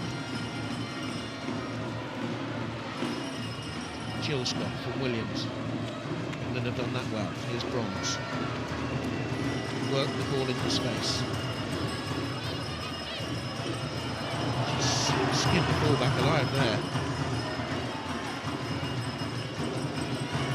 Here's Jill Scott. Williams. And then winding up for another one. Flicked over by the excellent Fatma Shaheen. That's more of a floating effort there by Farrell Williams. Again, the goalkeeper was equal to it. Great touch to the side. Farrell, left foot, either foot. Turkey are preparing to make a substitution, but they're going to have to wait. Is that an extreme case of cramp? It looks like it. Extreme reaction, anyway.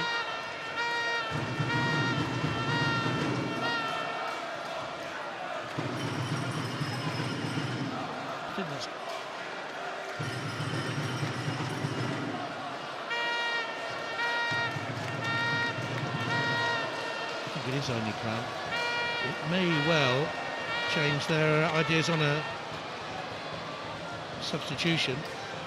I think that a ridiculous amount of stretcher bearers have come on. If I was the one laid on the floor, I would think, how heavy did they think I am? 6 or 7 of them. I took to one side. Whether she twisted a knee. Oh, twisted a knee. Yeah. It's, I mean, Essen who's going to go off. And I actually believe they were thinking of making that substitution anyway. The substitute is substituted by Elif Dennis, or will be any moment now. There she is. Comes from the Black Sea area. Playing against Wales at under 19 level a couple of years back.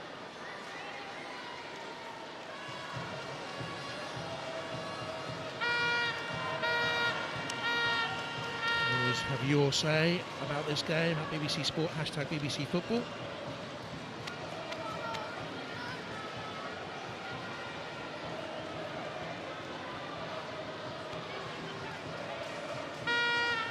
Strange on that, the way she was lifting her leg up would suggest, you know, looked as if she did have cramp. I think if you've got quite a bad knee injury, you don't tend to fling your legs around, so I'm interested to see what is the matter. I'm not taking any chances though.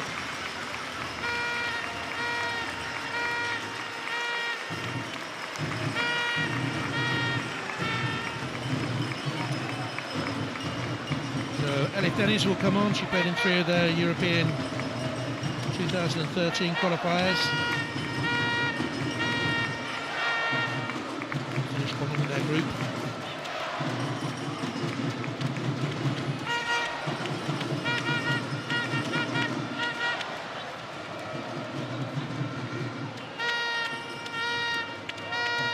Late substitution then by Turkey, 8-0 down. With a couple of minutes of stoppage time, I would imagine Farrell Williams will take this corner kick. Now he's in at the near post. Side netting.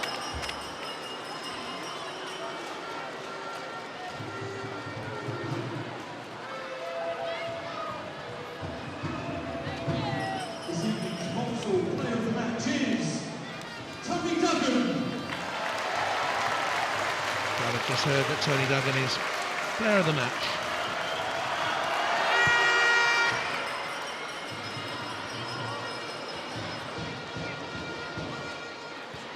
Good. A rare touch of the ball for Siobhan Chamberlain. There's the 4th official, Lisa Rashid. Shows 5 minutes of stoppage time. Alex Scott, one of those buccaneering runs that she loves. Into White. They're queuing up in the middle. Deftly got back. And it's just over the bar by Duggan, looking for a 4th of the night. Similar sort of effort to a second goal. He has that technique mastered.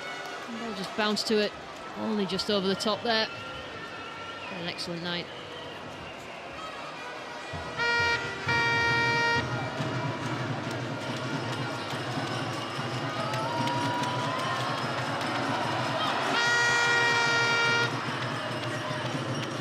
Deftly, Gungon.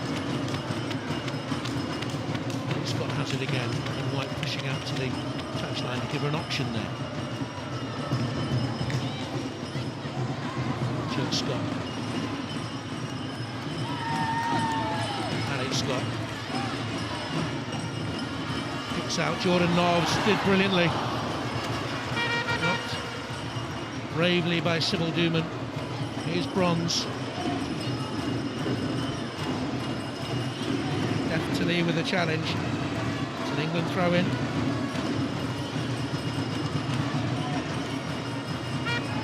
Doesn't be able to get on the ball as much as Turkey might have wanted her to.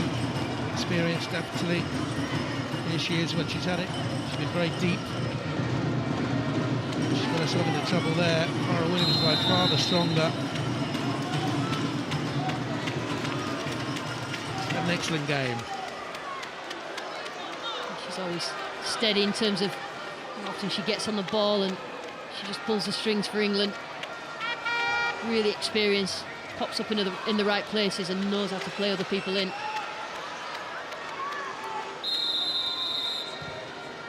Williams with it into the box. Flags up. Little push on Sybil Duggan, I think. Beckham was in there. Dowie was in there as well.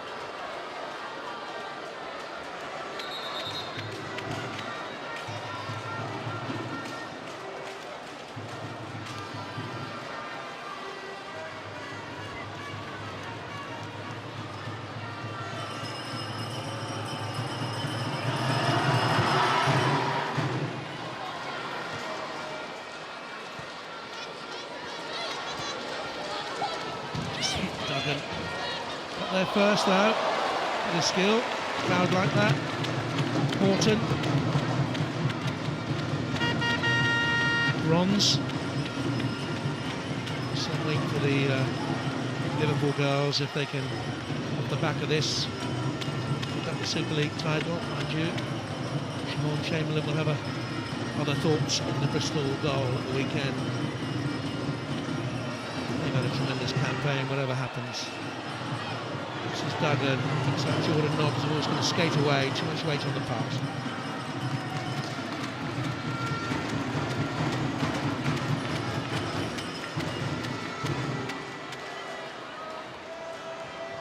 So your overall thoughts then, Lucy, at the end of what has been another emphatic England victory? Yeah, really positive. I think they've started the World Cup qualifying campaign as they mean to go on. England introduced a couple of young players who I'm sure will be mainstays throughout the qualifying campaign, and job done really. 3 points on Saturday, 3 points tonight, and lots of goals. It can only bode well for the future. Here's Bronze, Dowie's in the middle. White may well keep it in. Alex Scott is in support. Jill Scott's made an ambling run into the middle. Alex Scott with the cross, high. Keeper under pressure. And hit Natasha Dowie last. Just glanced away.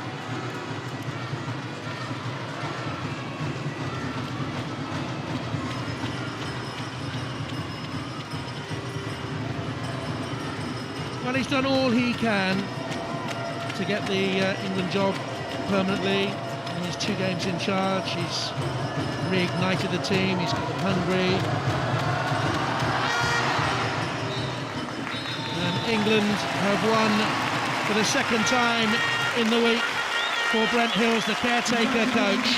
They have beaten Turkey by 8 goals to 0 with a hat-trick from Duggan, 2 for Aluko, 2 for Ellen White, 1 for Natasha Dowie. It was a super performance again by England against poor opposition defensively. You can only beat what goes in front of you, and England have beaten.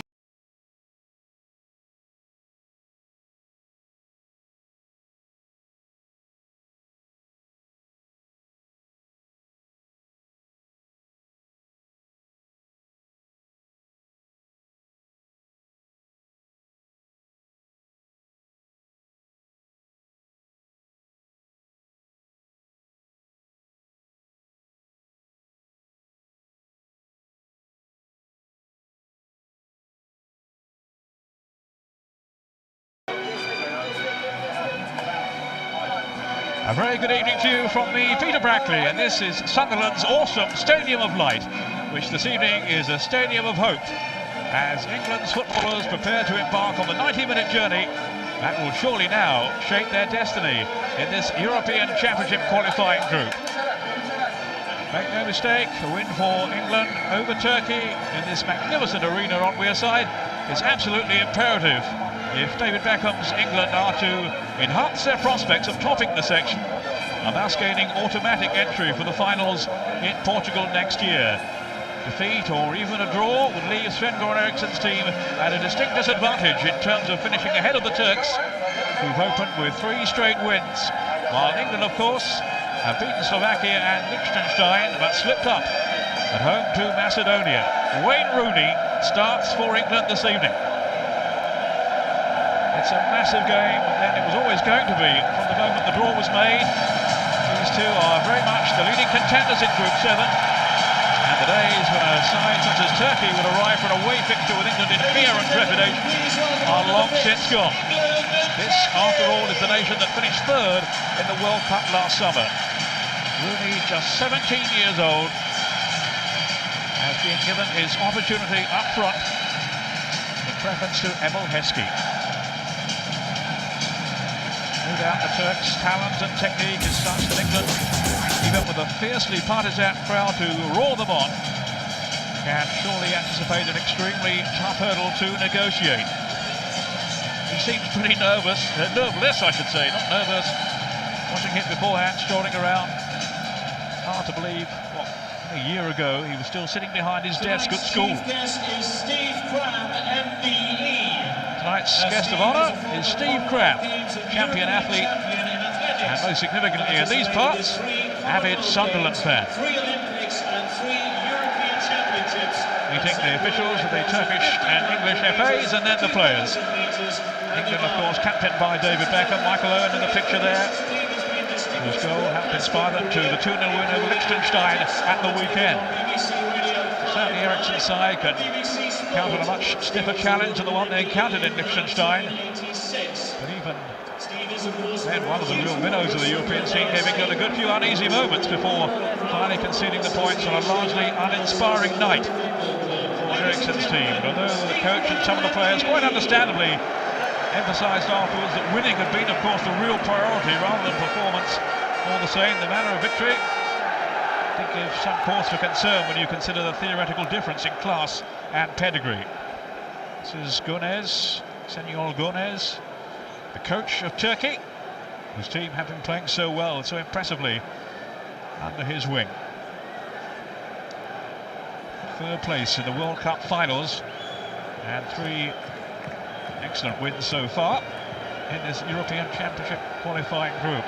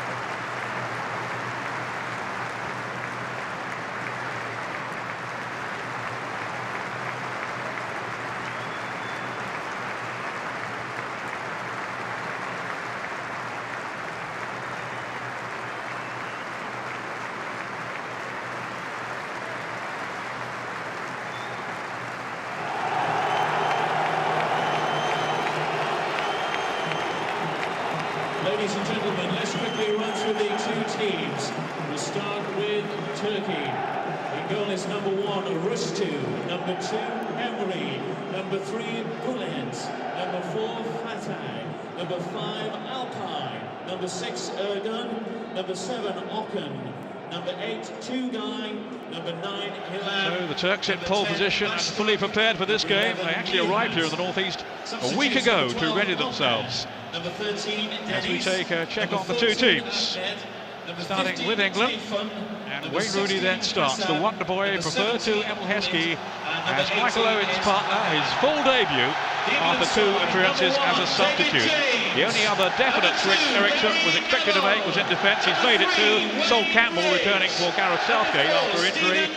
But a change in system means a change in personnel in midfield, with Nicky Butt replacing Kieran Dyer. Rooney's inclusion representing a change of heart really by the coach. Earlier in the week he was talking down the possibility, but he's decided to gamble on Rooney's prodigious talent. Well, now let's take a look at the Turkey team. They've never beaten England or even scored against them, as I was saying earlier, but they firmly believe this is as good a chance as any they've had. The likes of Aston Villa defender Alpay and Blackburn's Tugay remain key figures, along with goalkeeper Rushtu. And England will need to be on their toes if they're to cope with the attacking menace from midfield of Emre and Okan, both of Inter Milan, as well as Bastur. And up front there's Ilhan and Nihat, who is having an exceptional season with the Spanish title chasers Real Sociedad. But all eyes are on this young man, England's youngest ever senior international, an extraordinary talent, with a temperament to match to it, would seem, as the coach believes he is now ready to display his undoubted gifts on the main European stage. David Beckham will be out there to cajole him along, I'm sure. A match England really need to win. It's the perfect opportunity to answer the critics who claim the team have been on a downhill slope since the World Cup finals. But they are facing a Turkish side equally determined to emphasise their outstanding success. Reaching those World Cup semi-finals last summer was no fluke. The officials tonight are from Switzerland, and the referee, a very experienced one too, is Urs Meier. It's a dry but chilly night in the northeast, and it really is a cauldron of noise inside the Stadium of Light. Such a vibrant setting for such an important fixture. If England don't produce, it won't be down to a lack of atmosphere, that's for sure. And all such a contrast to Liechtenstein at the weekend, a picturesque backdrop, but only 3,500 spectators in the ground. Nicky Butt, who we expect to play the top of a diamond shape in midfield, with Paul Scholes having more licence to express himself further forward. Security has been very tight here, not surprisingly, given the sensitivity of the current situation on the warm-up, as well as the recent hostility between rival fans at club level. Let's hope everyone behaves themselves for what promises to be a fantastic evening of football. Certainly every precaution has been taken in terms of security to avoid any potential flashpoints. All local police leave has been cancelled for a start. Goran Eriksson, as usual, sound beforehand, seemingly unfazed. Some say, well, there's a lack of passion there, but the players will tell you otherwise. They'll say that's not the case. And it won't change me, says Sven. If you want someone to shout and to rant and rave on the sidelines, I'm not the man. So we're all set then for the off. Turkey in their all-red strip, looking from right to left to get us underway.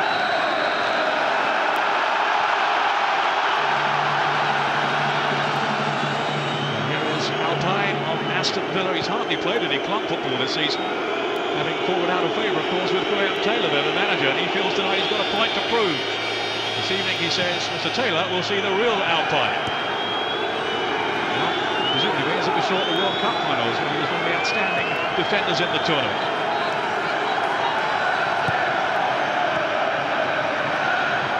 Here is Tugay. He's having an excellent season again with Blackburn Rovers.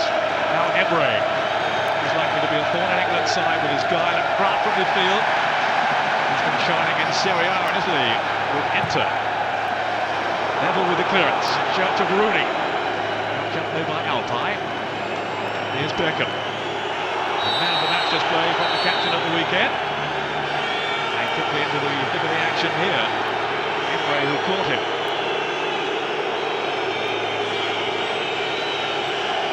Turks are strong in defence, resourceful going forward.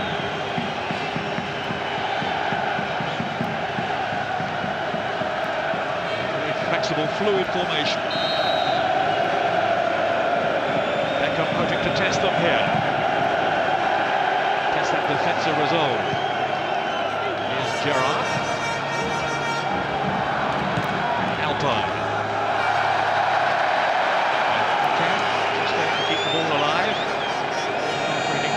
Side for Turkey, really well balanced, gifted midfield.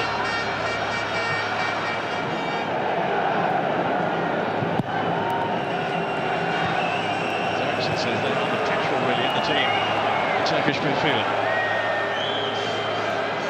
By Beckham. Fatih.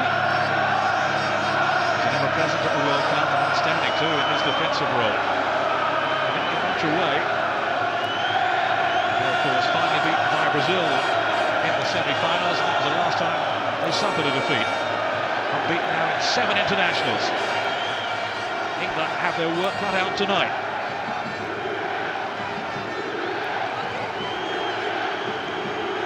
Bridge taking the throw, England's left back, and the absence still of Ashley Cole. Absent through injury. Hughes' meaty clearance. It's Ilhan up front with Nihat. This is Nedal for England, just tidying things up. By David James. Liechtenstein weekend was his first competitive outing for England. And David Seaman, of course, at the moment through injury. Tentative start here by both teams on this crucial night. The game of the group, they're bidding it. There's another one to come, though, of course. England have to go to Istanbul, and that will not be easy. The last game in this section.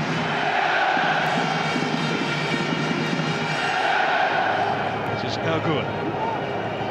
Very experienced international in this Turkish setup. From Galatasaray. Ilhan. Very slick. Just possessed up by Beckham. Nedal.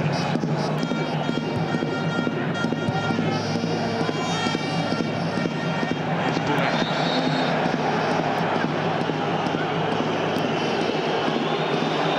Bullet having words with David Beckham. He's a fiery character too, Bullet. Swiss referee stepping in quickly, acting as peacemaker to calm down. Here is Bullet, 24 now. Still giving outstanding service to his country. Scholes. Definitely laid off then to Gary Neville. There's Tugay in the way. Now Butt taking his opportunity to advance. On to Scholes. Will be to get Scholes in more menacing positions.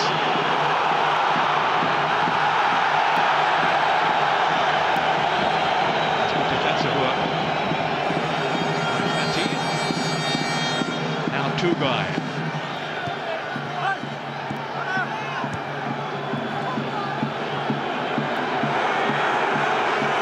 Ferdinand has gone across to police Ilhan. He did so effectively enough. About it all. The officials siding with England.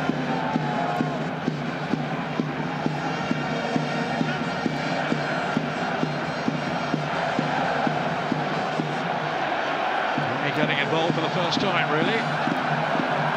Not too successfully.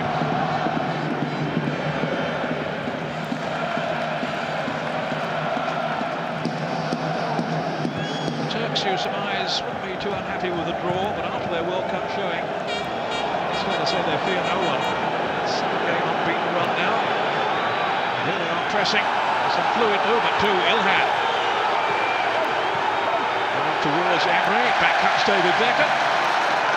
Never working so diligently down this right side. And he was pulled back then by a frustrated Emre. Early on for Nicky Butt. He's been introduced into the side, inexpensive Kieran Dyer. His change of shape, it was Pashtok he collided with. I think he just lost his balance and twisted his leg as he fell. The Manchester United man. To just add a bit more protection to England's back line. That's his very talented Turks. Here's Fatih. Pashtok taking a tumble. Scholes is the guilty party.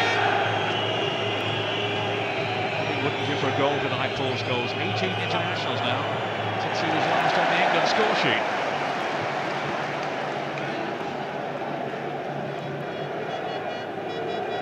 England in real need not only of the right result, but a performance to match too. Games lately haven't been all that convincing from an England perspective. Eriksen's detractors will point to a record of just 5 wins in 17 fixtures since that historic triumph over Germany at Munich in the World Cup quarterfinals.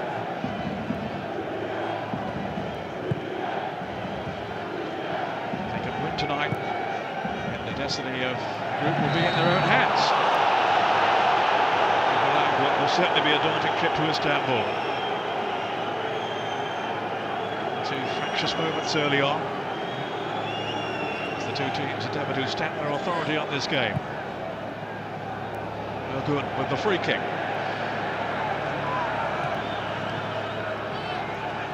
Mokan, Fatih.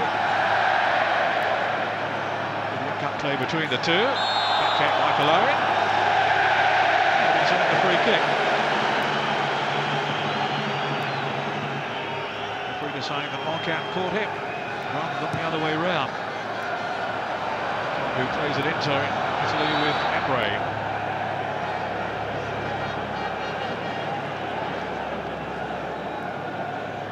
Nihat. This is the man from Real Sociedad. He's been scoring freely in the Spanish league this season. This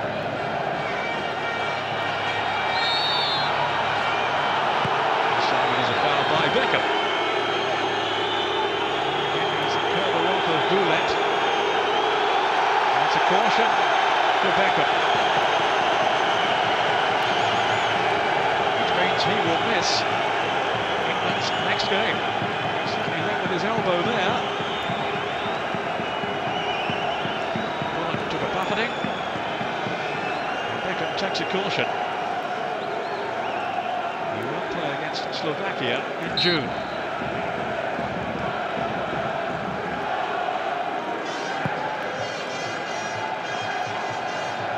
Scholes and Gerrard are also on one yellow card away from a ban. Football here, crisp passing from the Turks. Emre, and comes Beckham again. Needs to be careful. He had almost threaded that through. Now Steven Gerrard sticking out Owen. He's found him too at the end.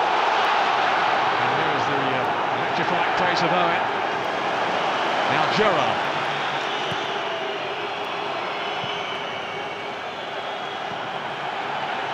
Challenge clearance by Bullen, it was a poor one.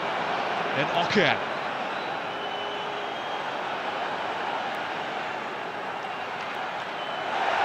Duggan, neatly outsmarting Owen there. They have bags of talent, this Turkish team, as they underlined at the World Cup finals. Tugay. On to Ilhan. Such a handful up front. Most embarrassing Ferdinand there. England had some dodgy moments in Liechtenstein at the weekend. Southgate playing at the back row alongside Ferdinand, with Campbell out injured on that occasion. Here's Scholes. The Turks again pressing. Ilhan up front. Some very strong defending by Sol Campbell. He's now recovered from that Achilles problem. He's been troubling him in recent times. Beckham, so keen to pick up the reins for England. Now Owen, who's dropped short for a moment. Rooney was away to his right, still Owen. Great little burst, didn't have any support though.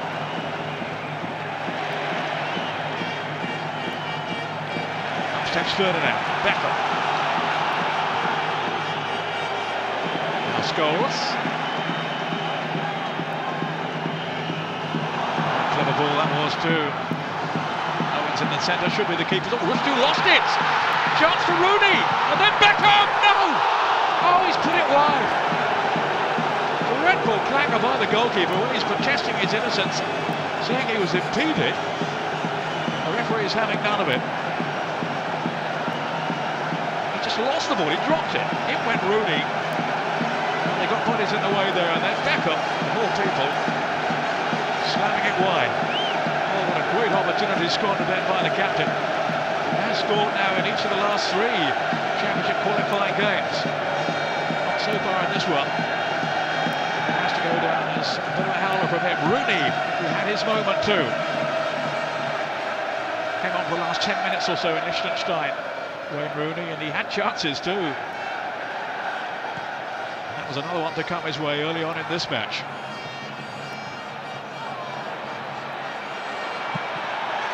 We've been playing 12 minutes now. There's a pulsating atmosphere inside this stadium. Yes, spare seat in the house just looking round here. Turks with some 4,500 followers. They're making themselves heard too. Here's Alpine. Put under pressure by Rooney. Then Beckham for England.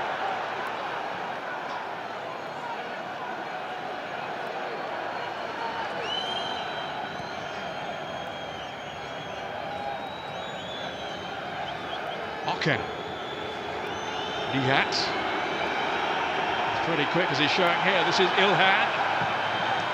Good effort too, and I think he didn't get his hands to it, David James. Showed just how pacey he is up front, that Ilhan. Man who scored the golden goal, you might remember, in the World Cup finals that took them through past Senegal into the semis. He's looking sharp again. In club football for Besiktas. Very much the glamour boy of the Turkish game, the David Beckham if you like. His picture is on the front of many a magazine in his home country. A real danger tonight to England.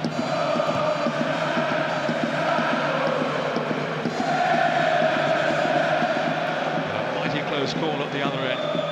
He's Beckham for his shot wide. England can take encouragement from that. And from the nervous goalkeeping of Rushdu. Saber hands this time. Man who wants to play in the Premiership. It's being linked for the likes of Arsenal and Manchester United. With Fenerbahce in his home country.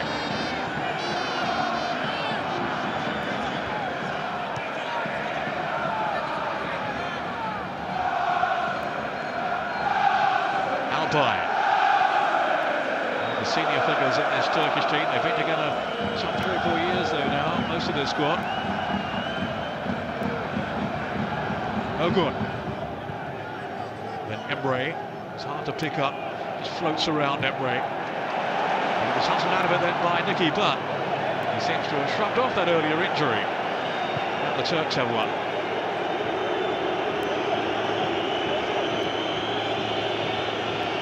Two guy by Rooney. He didn't catch the ball though, Rushdu, for that chance. Fell first to Rooney and then a follow-up to Beckham. Just tried to place it in. It actually came down off the arm then. The defender off Ergun. He didn't regret that one, David Beckham. There's some concern here for two guy. Most capped player in Turkish history. I think he's all right. David Beckham still reflecting on the one that got away. He's into double figures now for England, incidentally, on 10 goals, David Beckham. This tonight is 59th cap.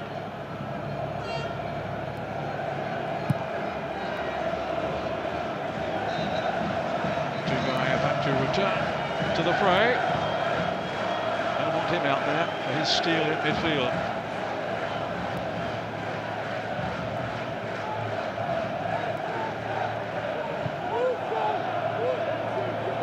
He's struggling to attract the referee's attention. They finally managed to do so. Comes Tugay. The first chance to apply his trade abroad. And he went to Glasgow Rangers on the Graham Souness. Blunt conceding the corner. Beckham will take it, just waiting for Campbell to arrive, and Rio Ferdinand. They have height in there. It was Campbell. And he couldn't direct his header onto the target. Just the one England goal from Sol Campbell against Sweden in the World Cup finals. Jumped positively enough. Alpine maybe just making it more awkward for him there. to impose themselves on this Turkish team.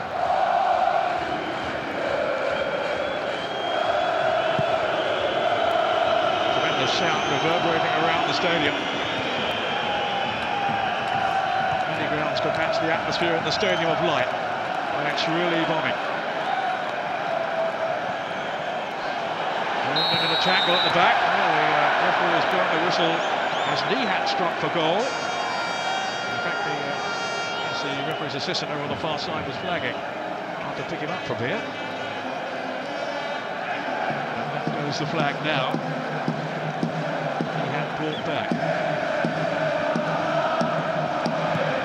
Potentially dangerous front pairing of Nihat and Ilhan for England to contend with.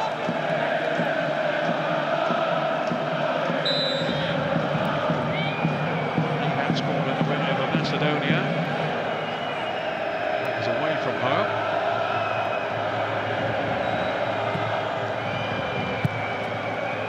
Turks looking to reach the European finals for the third time in a row.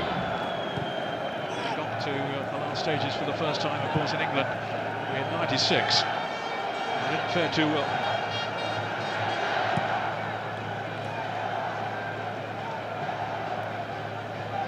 Okan.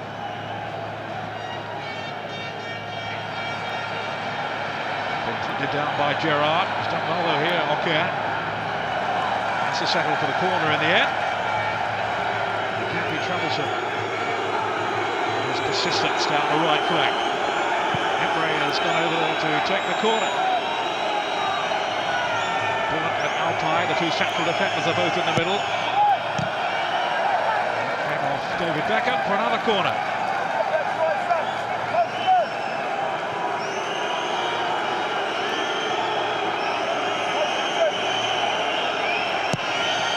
Taken by Emre. Positive goalkeeping by David James. He's 13th appearance for his country.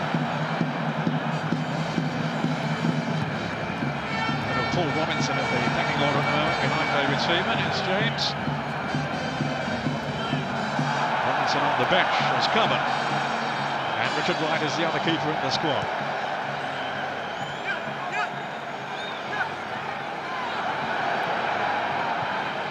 Dash to it. Not seen too much of him so far. Another man with a real eye for goal. Certainly one of the stars of the World Cup team. He's caught those dips since then with Bayer Leverkusen. They've had to sell off some of their best players and they've gone right off the boil. Rooney. Young Neville. Certainly Sven-Goran Eriksson gave a lot of thought before deciding to gamble with Rooney tonight. Here's a gamble. He's only 17, for heaven's sake. Such a big occasion to give him his head. Nobody doubts his talent. Okan. Pretty even Steven so far, you feel. Almost halfway through the first half. England with the one real chance in the game so far. The one that came the way of David Beckham that wasn't taken. Rooney as well, of course, before Beckham's effort in that same move.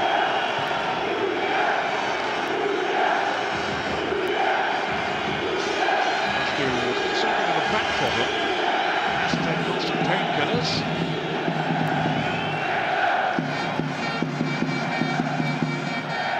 Certainly in the stress of that ball that he dropped. Gifted the opportunity first to Rooney and then Beckham. There's Rooney out making a nuisance of himself, but no more than that. Actually pinching himself though to believe he's out here.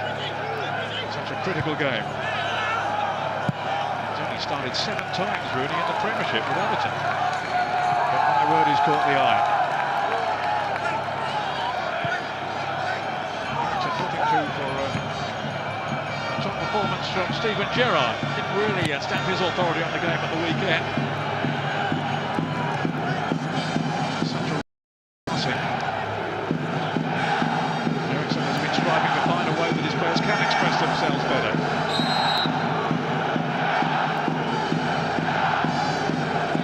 Partridge on there. And Steven Gerrard. England's free kick taken by the little, but so did that Turkish defence. Defence has let in just the one goal so far in the group. 2-1 win over Macedonia away from home. But they had never scored a goal against England. 7 defeats in the 8 previous meetings. This is a vastly different proposition from the teams that have lost in the past. 8-0 defeats. Not those embarrassments. And that tonight. Time here for Alpine. It's a hurried clearance too by James. More time there than maybe he realised.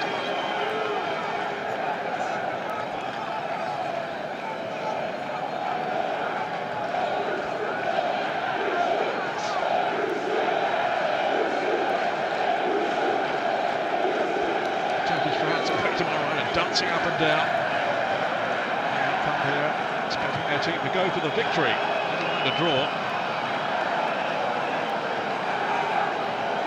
That's how much Turkish football has taken off over the past decade or so.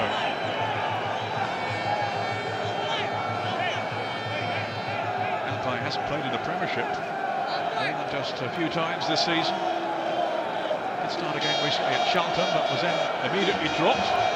Fairness to him, he was played out of position. And he feels he's getting a raw deal at Villa Park and wants a move come the summer. Bashtur. I think that might apply to him as well, the way that Bayer Leverkusen are struggling in the Bundesliga. Bashtur having inspired them last season, of course, to the European Champions League final. Wayne Bridge of Southampton. Now Owen. This is Rooney. Goes down eagerly, but fairly by Tugay. No real complaint from Rooney. Here's Buildup. The home-based players. It's with Galatasaray. Alpay. They're prepared to be patient, Turkey. Certainly pass it around when they need to.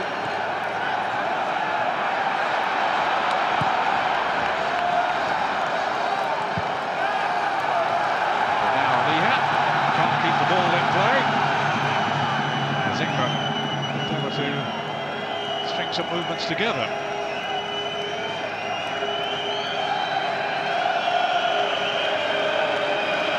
Nicky Butt in that deep midfield role. Now Bridge. Gerrard, Bashtur came in rather aggressively.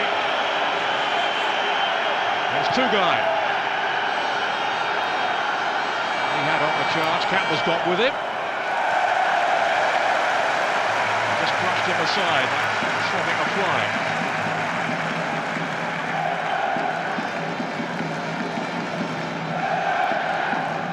This is a strong defender, Campbell. As he underlined there.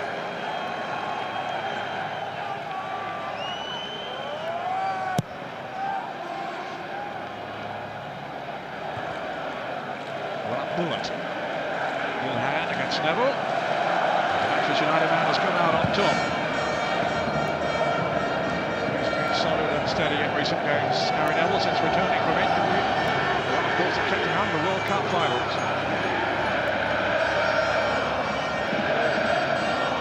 Tugay, so much is channeled through him. Just sits in midfield. He's not as mobile as he used to be, Tugay, but very influential player all the same. There's another one, Bashtur. Only Ilhan in the penalty box. They've got out of something support. Okan.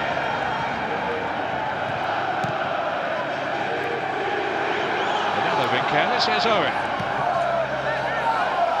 England not really getting up ahead of steam again.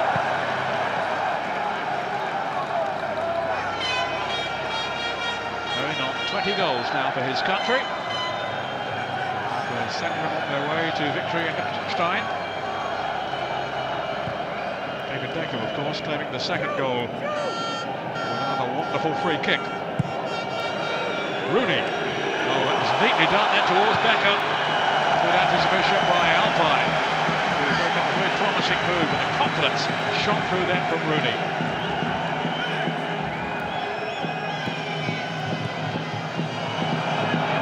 Oh, good.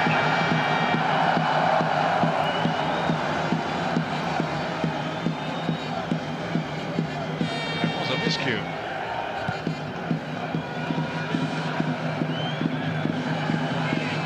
Bridge tackling with the hat.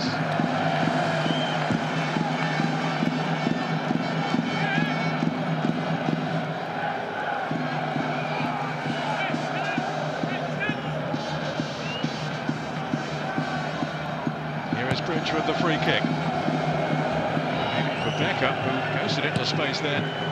Emery lost it completely. Campbell. Here's Bashturk. Knee hand to Fatih. And then Okan.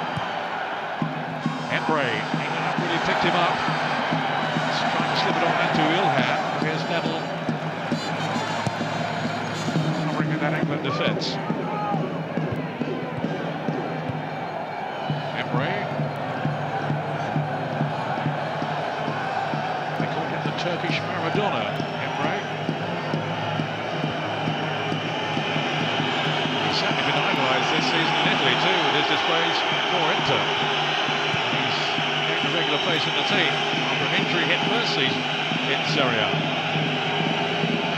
Nicky Butt.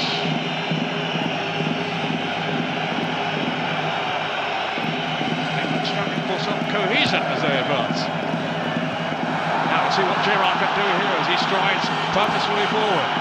Good ball to Beckham. Owens in the middle. There was Scholes who come dashing in as well as Rooney.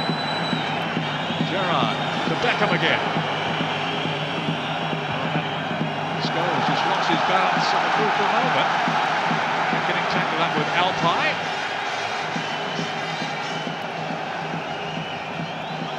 An England corner, taken quickly too by Beckham to Gerrard. Was brave defending by Okan. Just flung himself in his way. Beckham to try again. Well, this time I'll wager. Campbell looked further down around the penalty spot. There is Campbell. A fall here for Fatih. Played in every game for the Turks at the World Cup finals. A very dependable back line too.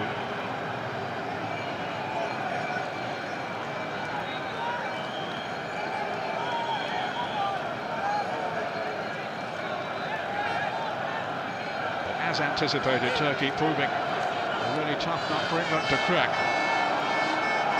Alpine had to step up from reserve team football at Villa Park to play at international level. It doesn't look out of place, you would have to say, on the air, and so far it before. Tugay. Beckham once more tracking back. And then Neville's tackle, and it will be an England ball. Free kick indeed.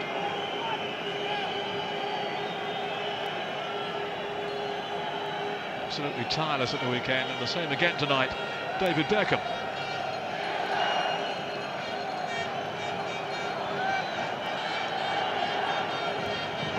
Furious with himself still, I'm sure, but not tucking away that chance. Rooney jumping with Bullock. England's throw.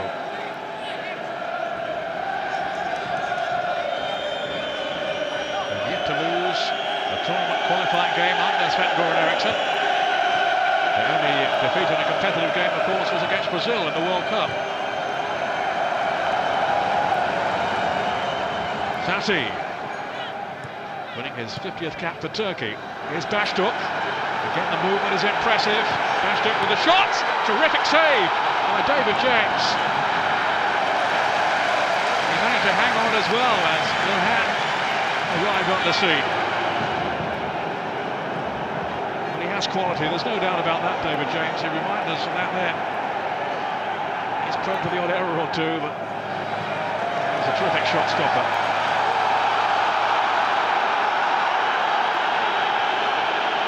Preserving his clean sheet so far.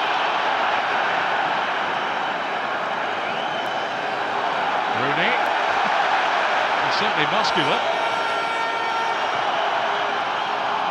Doesn't have the bazooka of a 17-year-old, does he? England have the free kick for the offence on Paul Scholes. Just battered his marker out of the way then, Rooney.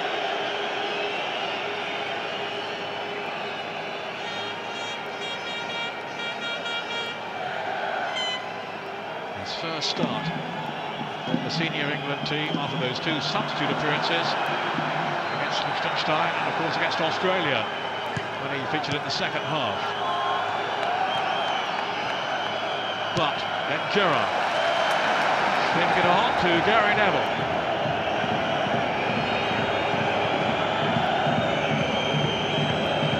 Gerrard, Beckham. The approach play is neat. Here's Owen. Toppled just outside the box. Buildup was furious there with the reaction of Owen. He thought he dived, but maybe the referee took the same opinion. Didn't give a free kick anyway. Barton, Beckham getting involved with Bash Turk. It's a free kick to Turkey. Beckham needs to be careful, he's already been cautioned, remember. Okan kicked the ball at Beckham. Temple's becoming a little frayed here. Now everyone wants a piece of it. That's, I think, Okan who's been shown the yellow card for kicking the ball at Beckham.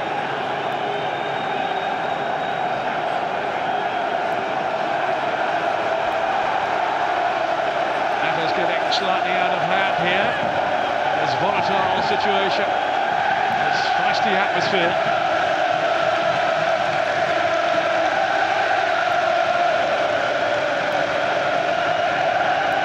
But no smile. The referee from Switzerland has restored control. Beckham needs to keep his emotions in check now.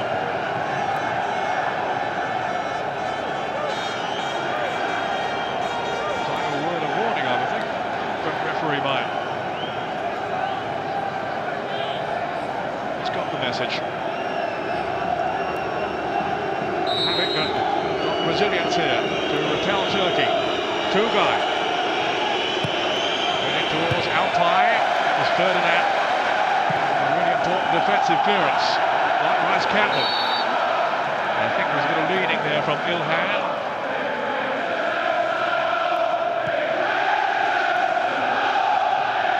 Was this a foul on Owen? From that angle, it did seem that Bullock made some kind of contact, but he felt that Owen made too much of it.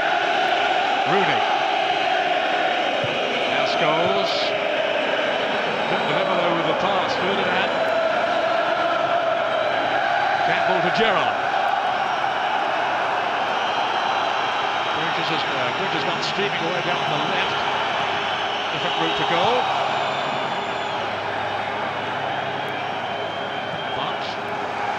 Then Wayne Bridge. Without Heskey, there's no real aerial threat in the middle. Owen and Rooney. It's on the ground, but they can be so dangerous if they can get the right service. Again, Turkey have battened down the hatches.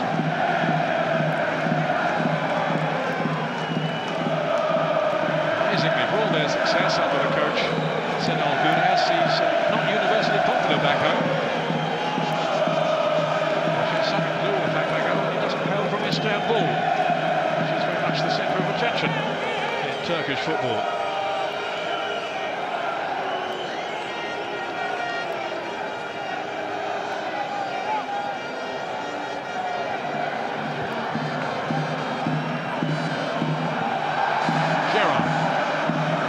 Then by Okan.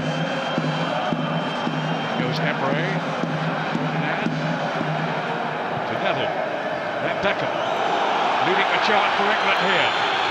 Rooney set off into the middle. Scholes is in there too. Only a corner. This will be the signal for Campbell and Ferdinand to advance. Is England not to turn the heat on Turkey here? Can Beckham deliver? Aiming for Campbell. pushing by him on Alpine. Campbell has been such a fixture in the England team when not missing through injury over recent seasons.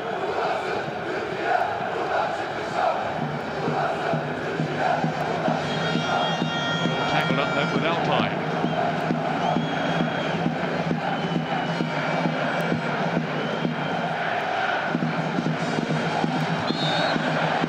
Campbell was being held by Nihat.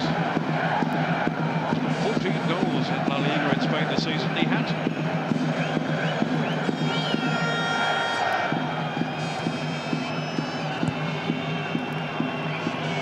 Neville.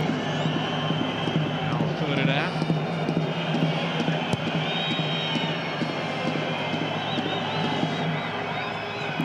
Just skipped on the head of Alpine to Fati. Tugai.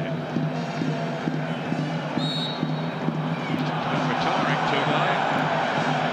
International scene after Euro 2004. He will certainly want to go out on a high. And he's playing in the tournament.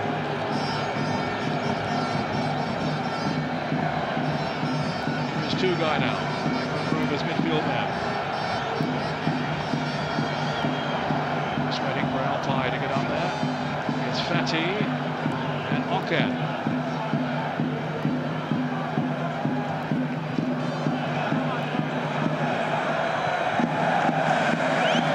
Nothing on this time for Ilhan. Strongly policed by Sol Campbell. Ericsson was keen to bring back Campbell tonight. Even though Southgate did okay at the weekend, he was the man to stand out. And this is the gamble, playing Wayne Rooney up front rather than Heskey.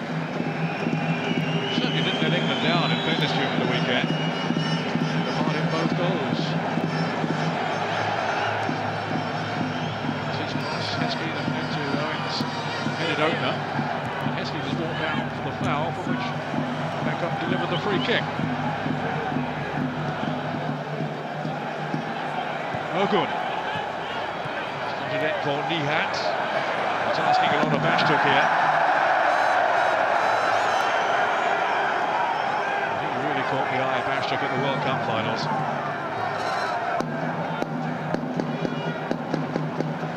Striving now to regain that kind of form after such a disastrous season at club level with Leverkusen. Imre, then Tugai, no, Gerrard in first. Now can he send Rooney away here?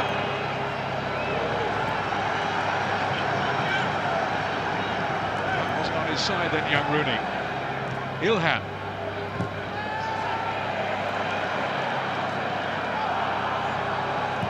Closed out very quickly then by Okan. Good ball from Rooney. Good fortune was on his side that time. Now Beckham's lost it. But look how he's scrapping to win it back. Butt then to take it on. Still Nicky Butt and then scores. Alpine just about managed to smuggle it away, but only as far as Beckham. England still with 3 in the box. Alpine very composed at the back. Totally unruffled there. Campbell. England looking to raise the tempo. Haven't really got at Turkey in this first half. There's Beckham. As ever inspiring by example. Alpine. Now they can be dangerous here.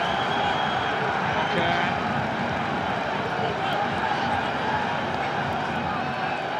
Change their position so easily, so fluently.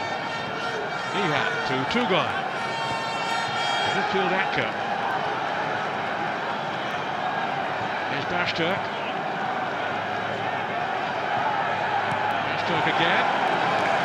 And that defending there by Wayne Bridge.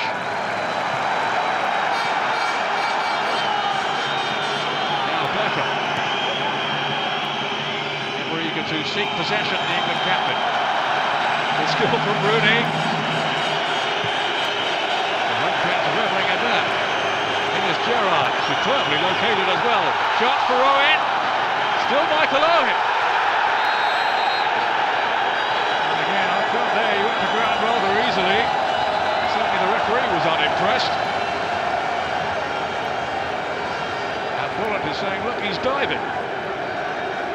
Some full jumping from Rooney. That's the talent of this young man. And that sweeping pass to took out Gerrard. In goes Owen. Just didn't sit up kindly for him. Trying to batter his way through, and he did go down easily. That Bullock was keen to impress upon the referee if he didn't see it. It was a challenge. No more than that.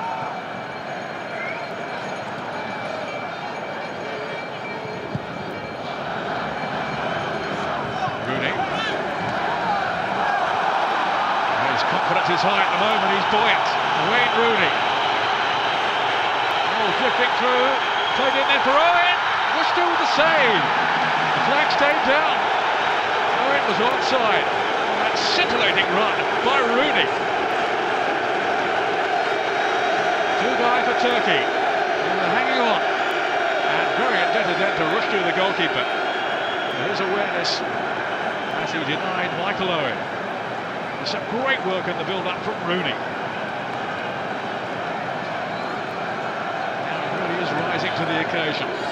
As Eriksson hoped and believed he would. Magical touch.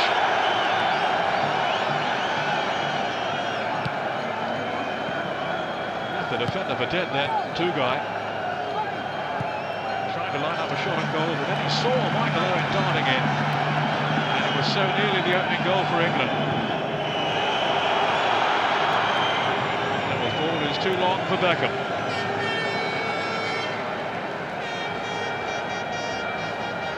So quick off the mark, Michael Owen. Rushdu spotted the danger in time. Such a delightful ball, slotted through the vision then of Rooney.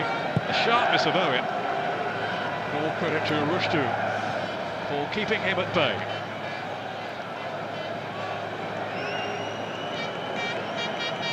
That was better from England. Almost half-time, Rooney got away from Bullock. But not from Alpine. Just at the moment, Rooney is frightening the life out of his Turkish defenders. There'll be one more minute of overtime at the end of the first half. Two-guy. Just kept in by Emery. Here is Ferdinand mopping up.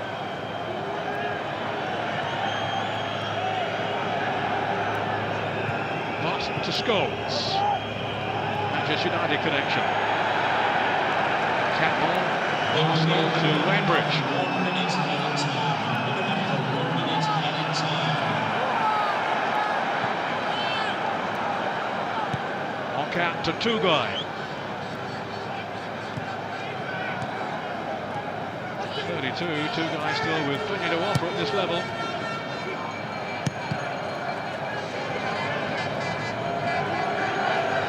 80 caps now for his country. No one has won more for Turkey. Beckham. No one has worked harder than him. Kick for the run of Scholes. Alpine was bundled over and it will be a free kick to Turkey. Beckham was so quick then to spot the possibilities. Such a telepathic understanding with Scholes. That was very much to the fore then. Encouragement for Sven-Göran Eriksson. His number 2 there, Brian Kidd.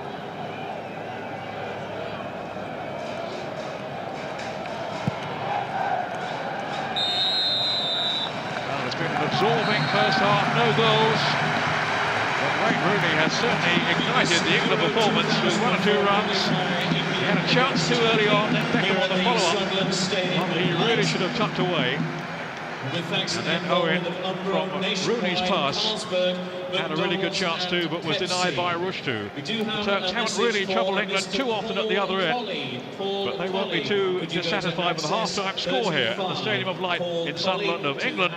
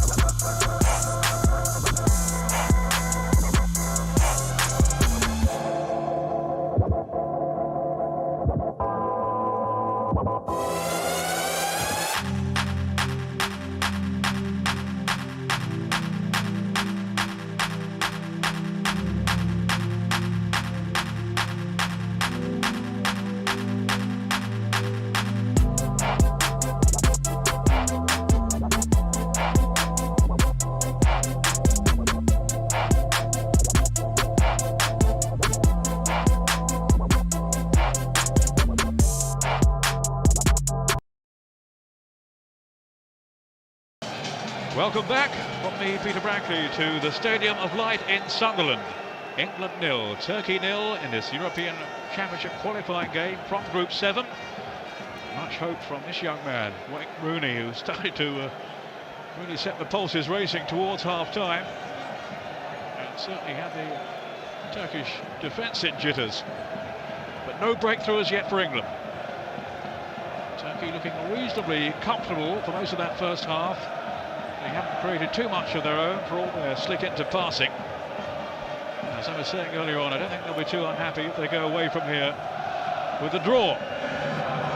That will keep them 2 points clear of England, with the return in Istanbul still to come. And if you think the atmosphere is frenzied tonight, just wait for that one. Away go England. Michael Owen. Certainly England had the better of the chances. There weren't that many overall. Ilhan. Outmanoeuvred though by Nicky Butt. The English fans will want their team to throw off the straitjacket and express themselves. That's what this system tonight is designed for. The diamond shape in midfield. They haven't used it since the second half against Slovakia when they came back to win 2-1. There were certainly signs as that first half progressed that Rooney was forever growing in confidence.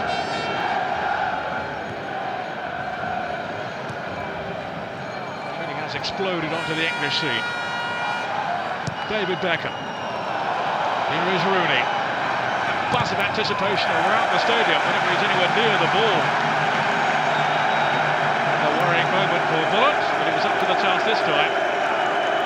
Fending off this prodigiously talented young man. Beckham with the corner.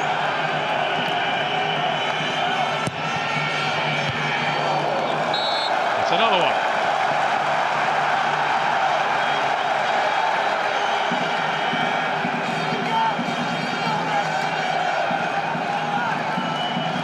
Here's Beckham. Ferdinand and Campbell among those in the middle. Here is Campbell. His header away, but there was some pushing. He used his arms for some extra leverage, and that infringement was spotted by the referee, Ersmeyer. To the relief of Turkey, although Rushdu made the save anyway. Only Oliver Kahn was voted the better goalkeeper at the World Cup than Rushdu.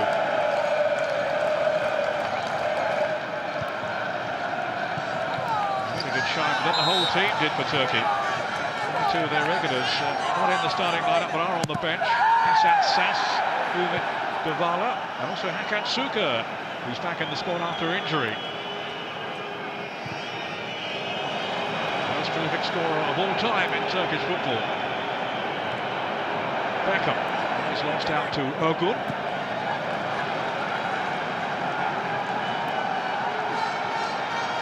He's very angry at suggestions from some of the media that the England players lack passion, David Beckham, and he says it's an insult to me.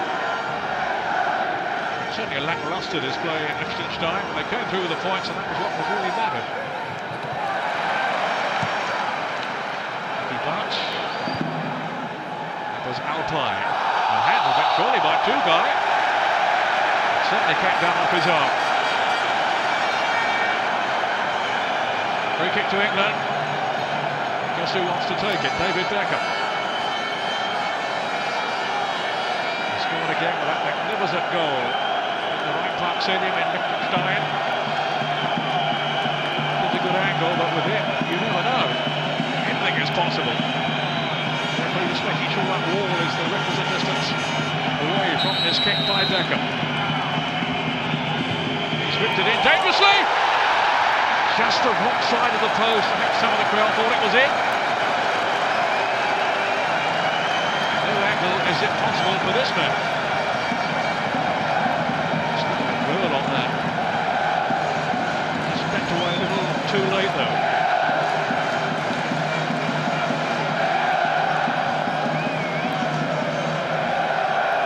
No, you can't pull his commitment or his talent.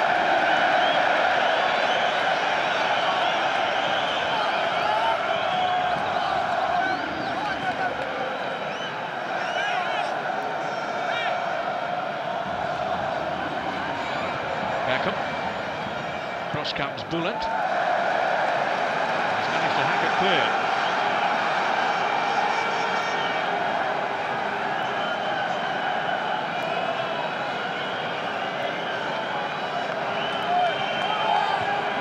That was Alpine. Then Butt. Here's Owen. Short on the pass for Bridge. He went back into that. He's done really well, Bridge, to win possession back for England. Now Steven Gerrard. Oh, a probing run by him, and he was sent crashing to the ground by Fati. There'll be a caution for him. Another potentially dangerous situation for David Beckham to exploit. Sizzling run here by Gerrard. There was someone crudely brought down by Fati.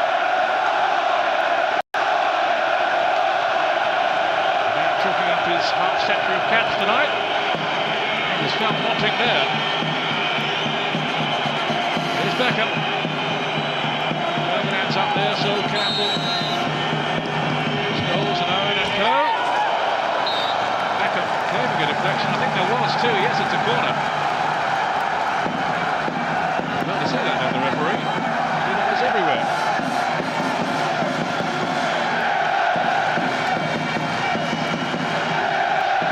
Confident, it was a corner. Now, what can he do with it? Fisting it out to Scholes to drive it back in. Seeking his first goal, remember, for nearly 2 years for England, Paul Scholes.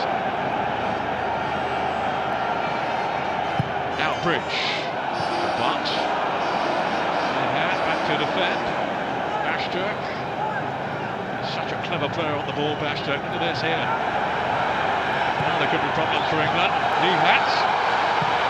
Nice shot clear too. Well saved by James. And Ferdinand to nip it to bail him out. Shot spinning away from the England goalkeeper. After a nifty turn and shot from Nihat.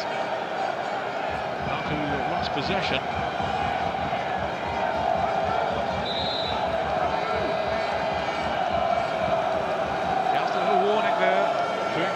Turkish team are capable of.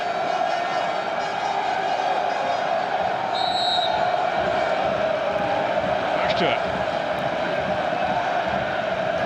Can. Did Nihat, he was onside. No room for error there with Ferdinand's clearance. And Bridge. Little Scholes to Gerrard. Good flowing counter-attack to England. It's Rooney now. Move on to Beckham. He just lost his balance on the greasy surface. And a great turn then by Tugay. It's getting really exciting now in the second half. Emery, who's flickered in and out of the game, really. He's been on the periphery for much of it. Tugay taking the kick. Scholes trying to stop him was Beckham.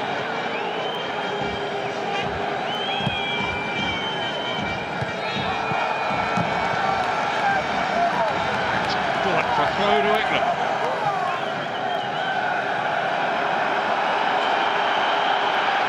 Rooney, pass one. Still Rooney. Ricochet took the sting off it. Every time he gets the ball, he think something might happen. Bullock again is inflamed. He's remonstrating with his fellow defenders now. He has got a short fuse, the Turkish captain. And Rooney threatening at times to give him the runaround. Wayne Bridge to Gerrard. Owens after this one. The legs on Alpine. Those legs were taken from beneath him.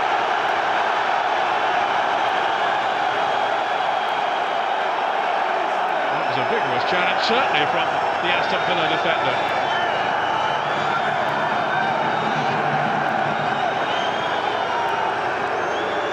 He played so well at the World Cup, he was actually in FIFA's 11 of the championships.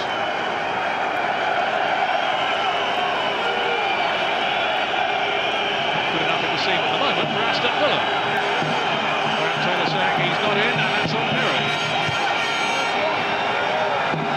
Okay. Campbell hunting it on. And Fatty just shipping it back to his goalkeeper, making sure that he could collect anyway.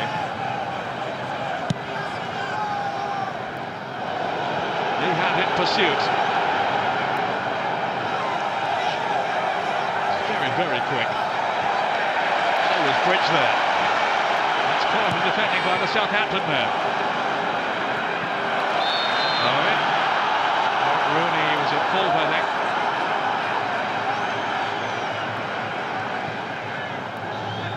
Walker. Giving Turkey some width down this right side. Lee Hatch. A poor defensive header in truth from Neville. He's got away with it. Campbell. Now the captain. David Beckham. That's a great ball towards Rooney, very nearly latched up to it too. Sometimes the vision of Beckham is simply breathtaking. Duggan to Tuggan. Never seems too hurried, Tuggan. His football always so slick and so easy on the eye. In midfield for Blackburn Rovers this season. Beckham striding away for England. Rooney's in the middle, so he scores. Here's Rooney. Alpine just got his head to it, and then Fatty to clear before Owen can make his presence felt. Neville to Beckham. Neville's continued his run, and a vital interception there by Umbre. Neville would have been on his way and in space. Timing his header, it's let in Gerrard. Will favour his right foot, and that's a goal kick. Much to the fury and indignation of the home fans, and the relief of those who are following Turkey in this stadium. Never really looked like getting away from Fatty. Was it a corner? He thought so. Darius Vassell, is he about to come on for England? It was seen that way. Maybe there's an injury for Owen or for Rooney, which is simply a change of tactic. Tuggan, again so clever in possession. Wilhelm almost sneaked in there. Ferdinand had to be on his guard. So here it might be Michael Owen giving way.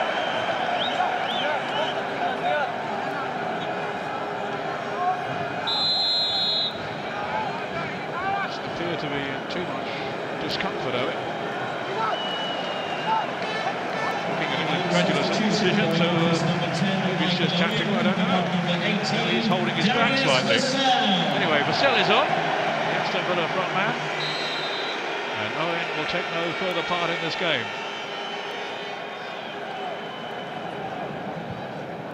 One of my oppos down in the tunnel there, I just saw was asking Owen what was wrong. It is an injury of some kind.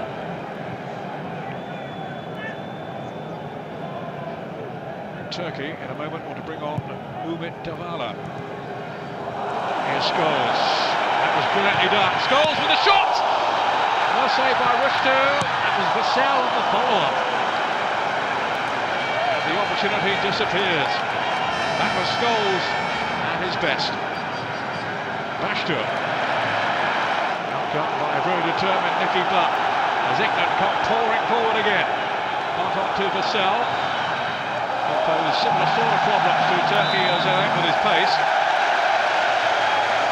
Great piece of play here. Nice goals. Sneaking it past Duggan and then working the goalkeeper.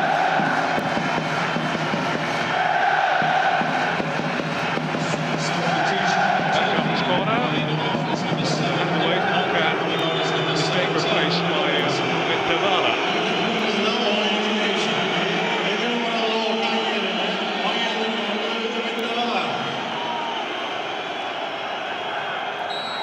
Straight into defensive mode. Beckham's corner. Oh, lucky. Hit then by Gerrard. Just flicked it wide.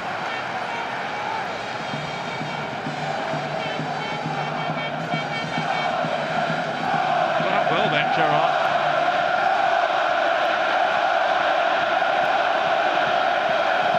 But England are now creating chances. It's got the crowd going.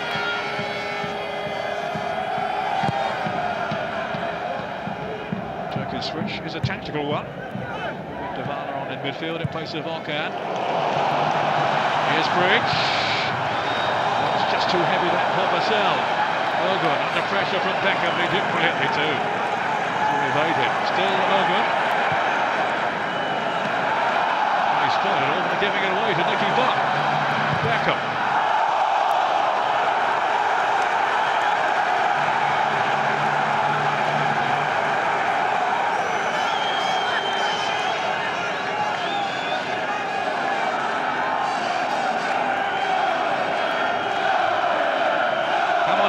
The cry around the Stadium of Light.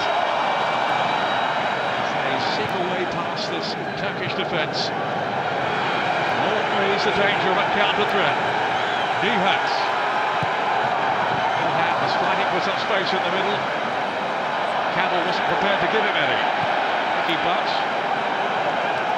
his Manchester United teammate, Gary Neville. Another old Trafford favourite, Beckham. Vassell. Gerrard in for Rooney. That wasn't very sure he got nowhere with that one.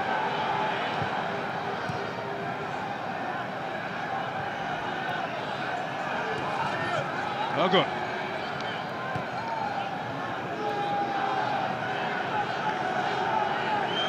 This is Bullet.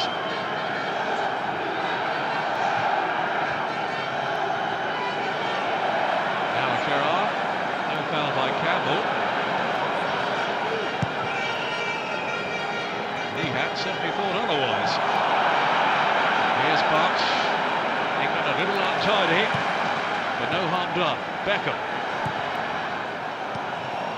That was Emre. Not really seen a lot of him as an attacking force in this game, Emre. Just one or two moments of his sublime skill. He's provided one there. This is Bashtur. Danger for England, but back comes Nicky Butt. That's what he's there for. Part of his game plan is to give that protection to the defensive players.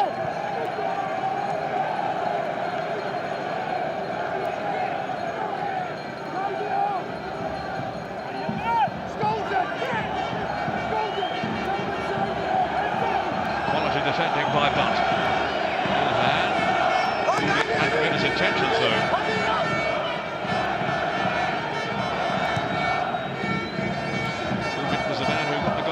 Japan at the World Cup finals. He was one of the Mohican haircut.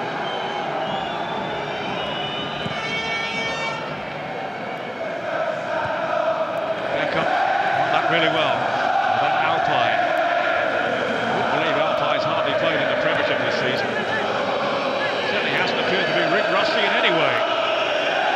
As the England fans look to lift their team now and drive them on to the win they so desperately need. The draw wouldn't be the end of the world, but all the same, they wouldn't give for a win to put them in pole position in this group. It would be in their own hands.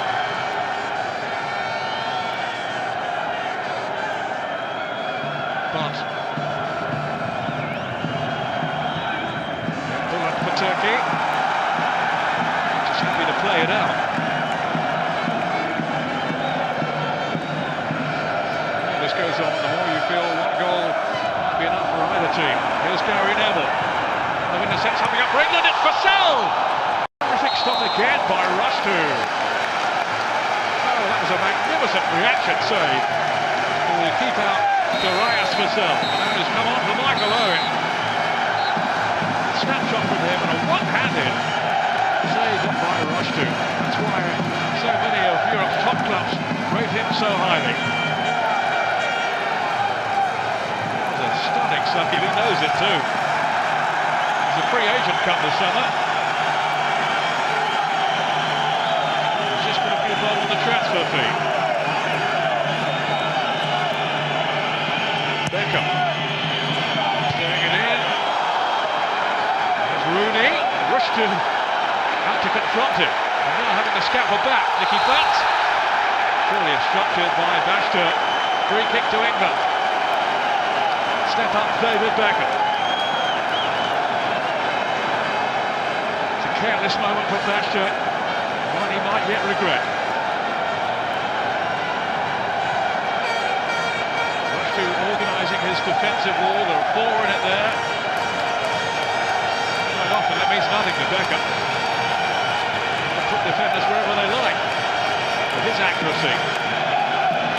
That's the build-up. Let's see if now he can deliver.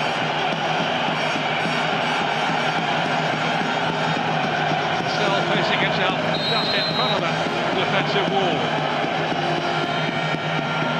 Here is Beckham! Just about kept it out, Rushtu. More defiance, more heroics from the Turkey goalkeeper.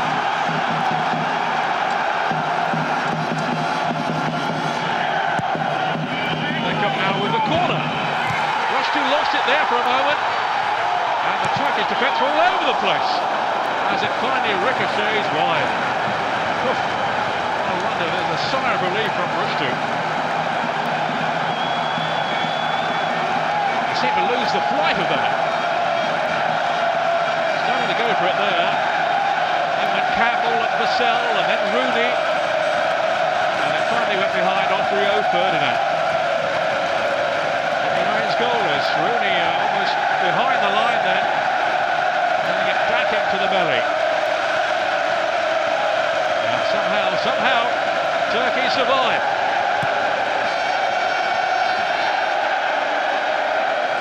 Bridge.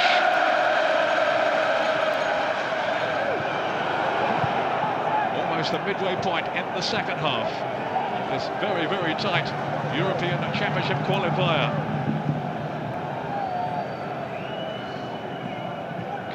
Ubit there. I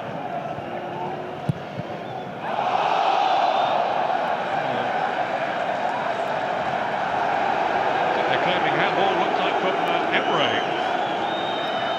Well, if there was, the referee didn't spot it. He hasn't missed too much, in fairness to him. Rooney. His confidence is awesome. Gary Neville. Yes, Gary Neville going for goal. He did score one recently in the Champions League. And he checked the newspapers the following morning to make sure it was true.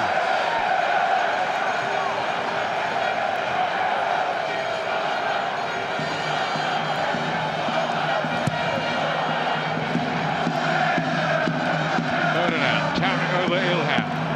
Here's Gerrard. Covering though by Bullet, the 34-year-old defender who's nice work cut out with Vassell and Rooney. There's Gerrard colliding with Umit Davala. Free kick to Turkey.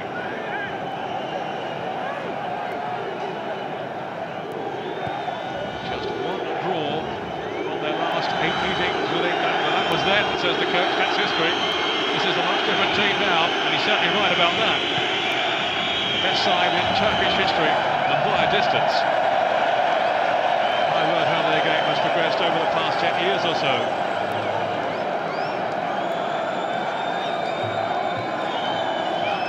More activity among the subs. Look out there, who has already been substituted. Good header then by Beckham. Straight at Rushtu from Rooney.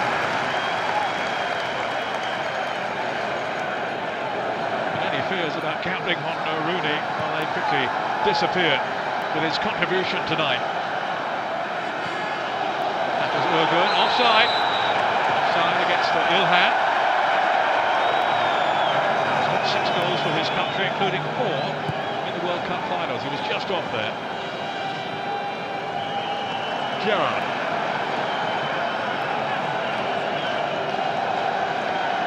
Can't mix it up with his passing. That was a decent one there to Vassell. Good first touch from him. Elbridge. 4 in the middle for England. Rushdo's claim. And it was a very confident one too. Emery. Just over 20 minutes remaining. Duggan.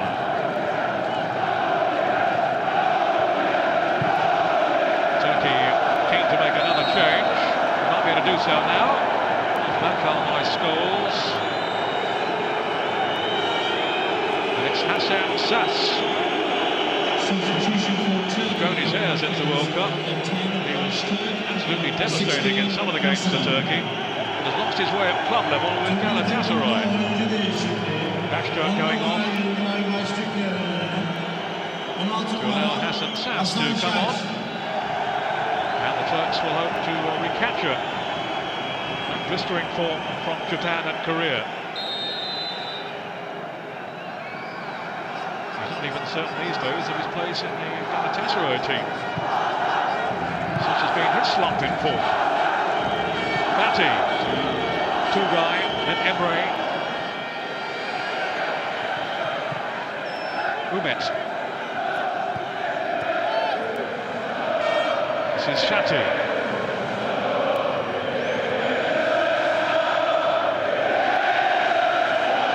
Definite noise still around the Stadium of Light, but no breakthrough for either team. Turkey are light cautious at the moment.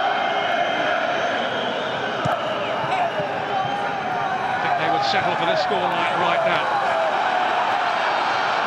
But Rooney is on his way. He got Tugai. Still Rooney. He can't beat the ball. He felt he was blocked out by Bullock. The referee was unimpressed. Tugai. Umets, then Nihat. Nihat up top. Emre short here. They've got Hassan Sass out wide. He's such a direct Hassan Sass. Fresh worry to England. Emre. Lining his dribbling skill, and it's Nihat. Not really the power or the accuracy.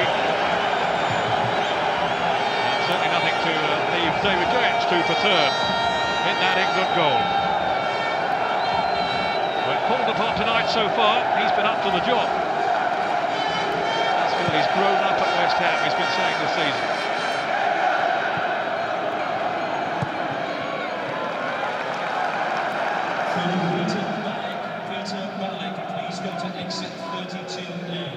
Well, he's been riveting up front.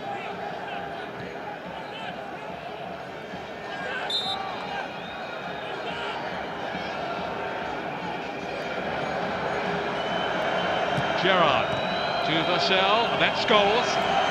Thought about an instant shot there. Beckham, Gerrard.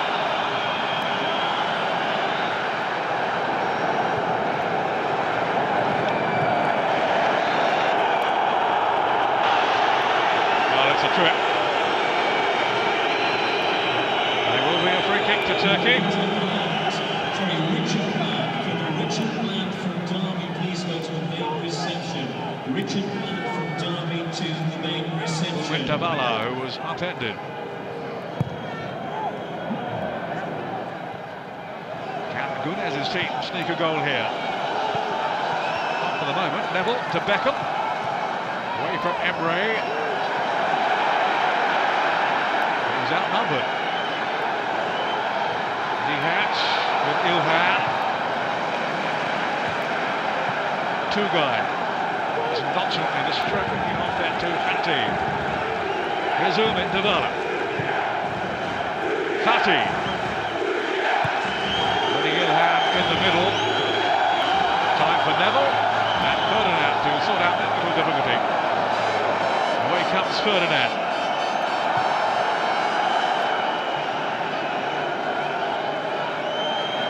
Beckham forced onto the back foot.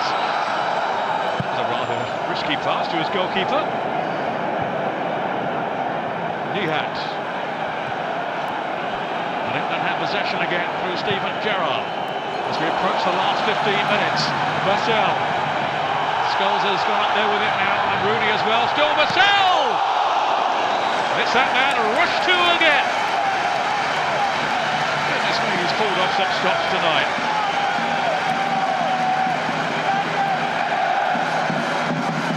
Excellent work from Vassell. He's just seen that opening on the near post.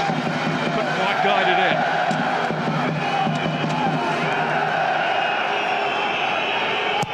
Beckham floating it over. Rushtu has stayed at home. Now Scholes. Beckham. The bridge. He's dug it in. Oh, Ferdinand. Rushtu again. Vassell. At last, England finally break through. Darius Vassell. And for once, there was nothing that Rushtu could do.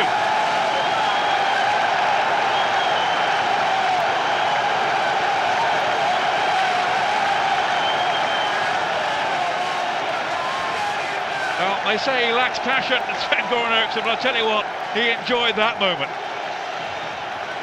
England's first goal Rachel told it in. Ferdinand sneaked in round the back. And although Rushtu defied him, he couldn't keep out the follow-up from Darius Vassell.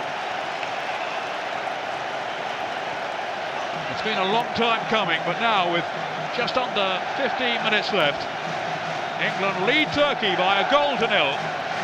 And there's the passion that so many are calling for from the England coach. It could be a priceless goal.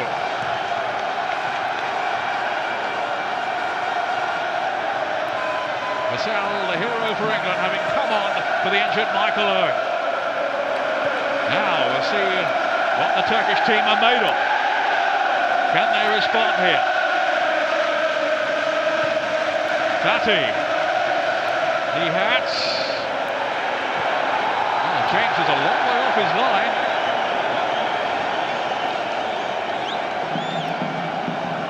Almost lost their concentration at the back then, England.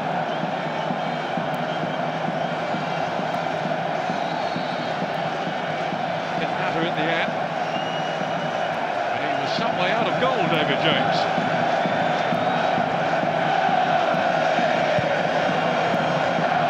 Eriksson's team have the lead. But can they hold on to it? Gerrard. Spun away then on Fati to Nicky Butt. Here's Alpine.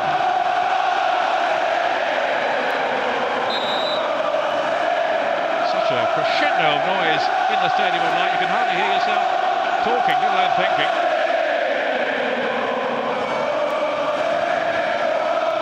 Alpine just catching Steven Gerrard. Words exchanged between the two as well. It's all settled down now.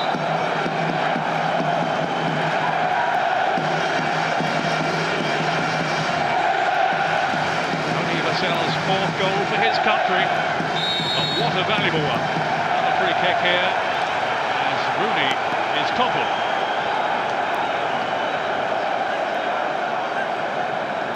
Looking calm enough at the moment. The old heart will be pounding away, I can tell you. Vassell, who really hasn't shown his best form at club level for Aston Villa. He's come up trumps for England. Beckham didn't swing it in far enough though. There's Capel. Now the flag's up, offside. And belatedly from the official over on the far side. Alpine and Ferdinand now involved in a little set two. Tell you what, he was quickly on the scene then, the referee.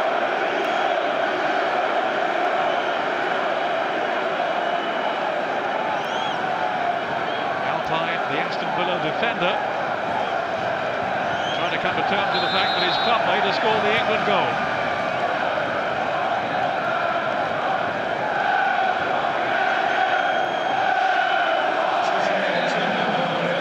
One of the defenders has been sacrificed to allow Hakan Şükür to come on.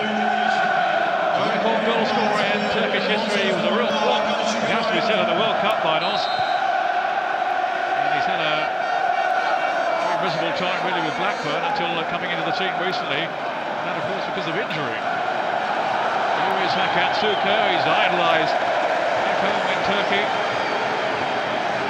He's been the top player decade or so until the World Cup finals.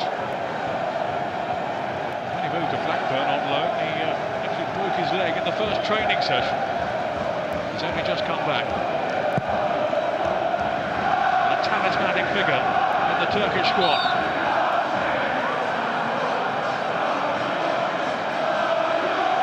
And they've thrown him on up front in tandem with İlhan.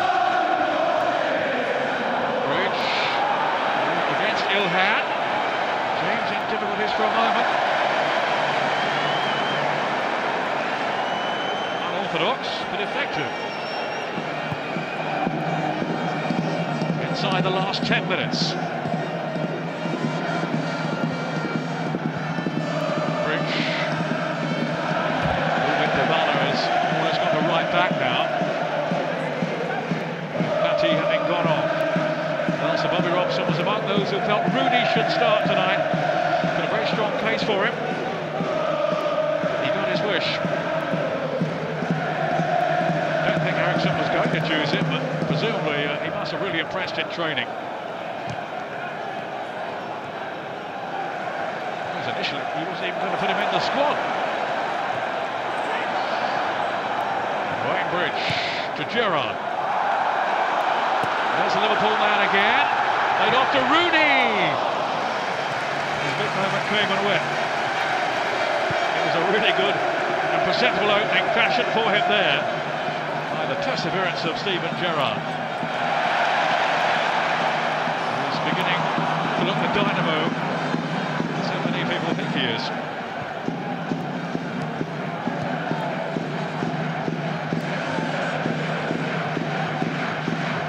Bullet. Here's Emre. Then Hakan Şükür. Oguan. Emre. Hakan Şükür wanting it played into the middle. Still Emre. And dances his way through. It's Oguan now on the overlap. Chance. Oh, what a stop! David James, knee-hat header, and he clawed it away from underneath that crossbar. That is a fantastic save from the England goalkeeper. That was heading in.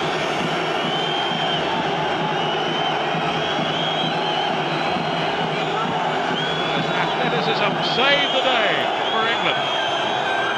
That's why he has pushed himself to the front of the queue behind David Seaman, and maybe now will keep his place.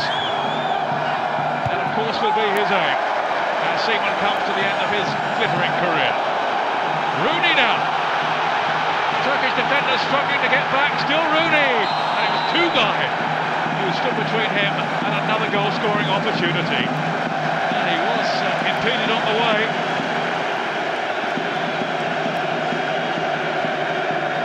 With so many players stranded upfield, Turkey were at 6s and 7s then.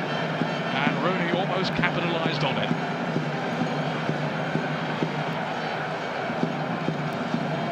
Seven minutes plus stoppage time left on the clock. Scholes couldn't quite combine with Vassell. Now Tugay. It's given away carelessly by Nihat. Rather tired pass by him. Here's Paul Scholes going down on goal. With his body right behind it. Below me, the coach, Signol Gunez, is urging his team forward.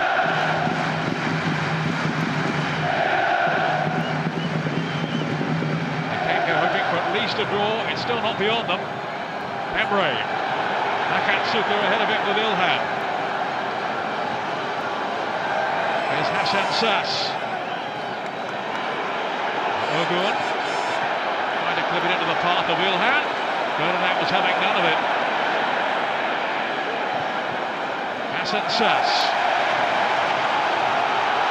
But Beckham just nicked it away from him. He's got Scholes in space to his left now. Beckham has seen him. Here is Scholes to Rooney.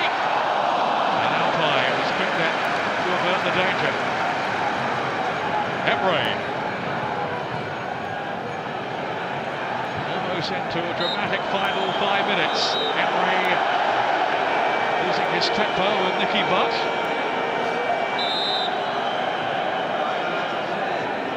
Seemed to be an overreaction from the Turkish midfielder. Oh, good.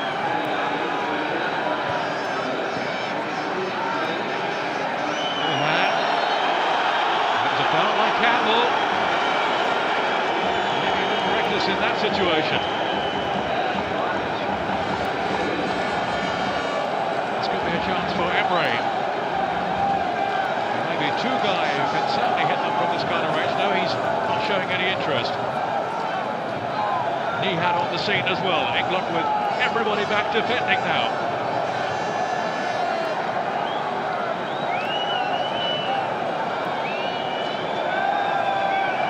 Might be the left boot of Emre or the right of Nihat. It's Nihat. That should be David James's. Bit of a fumble, but he got away with it. Well, it's scripping stuff now. I think England are trying to set on Kieran Dyer. Use his legs to outrun the Turks at the end. But it's Emre and Ferdinand to clear for England and find Wayne Bridge. England inching their way towards victory. A crucial one in this European Championship qualifying group. On by Beckham. Here's Bullet. Wushtu's heroics going to be in vain. So often he's defied England tonight. And finally beaten by Darius Vassell. And his club form has given cause for concern. Not so for England. Hassan Sass. Still Turkey persisting. It's Emre.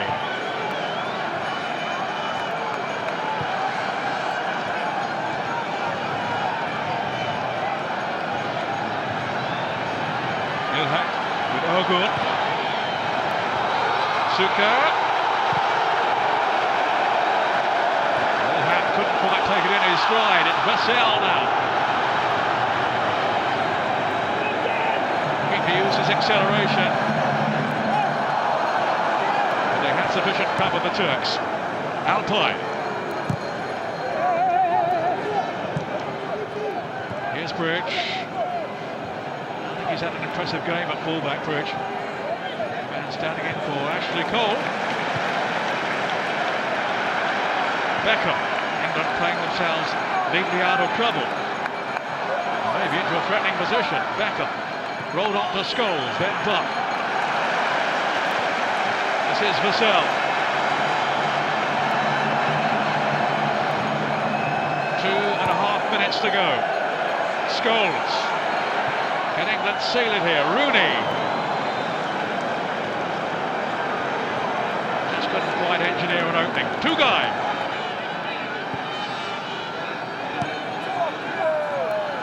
It's Hassan Sass.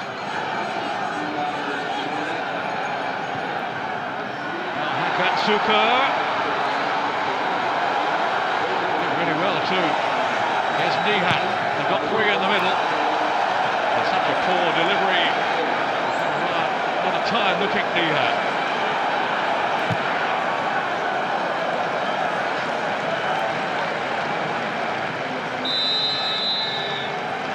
Kieran Dyer is coming on for Rooney. And just listen to the acknowledgement from the crowd for Rooney's performance tonight.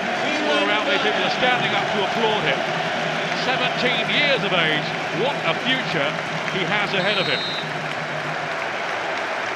Just the hint of a smile. He had relished every moment of it. And the gamble, you would have to say, paid off. In terms of his contribution, the way he tormented Turkey. But they have not finished yet, the Turks. They've got a free kick here.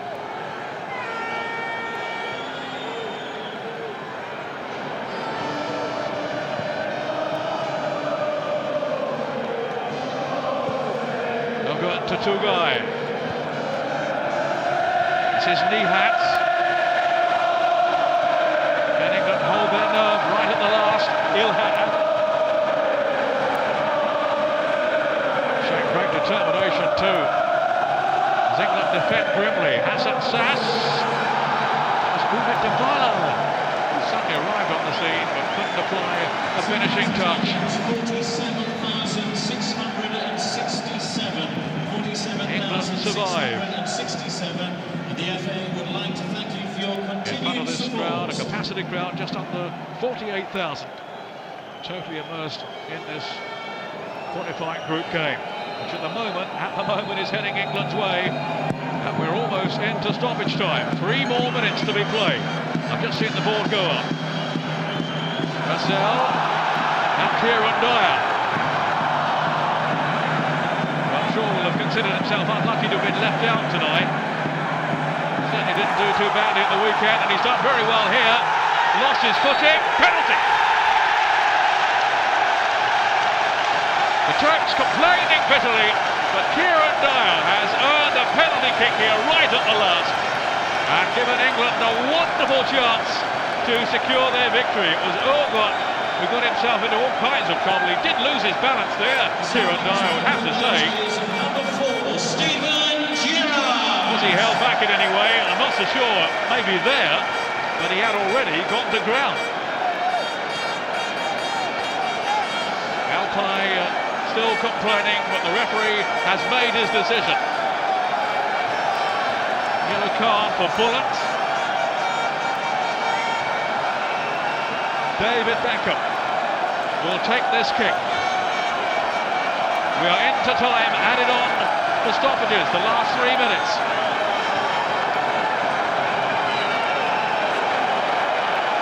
But the England fans here can relax a little more. It's Beckham can guide home this kick. England's captain. Captain, fantastic! Scenes now of wild celebration around the Stadium of Light. And surely now, England have won this crucial fixture. David Beckham, yet again, their inspiration. Meantime, one or two fans have run onto the pitch, and I saw Alpay lashing out with his boot at one of them.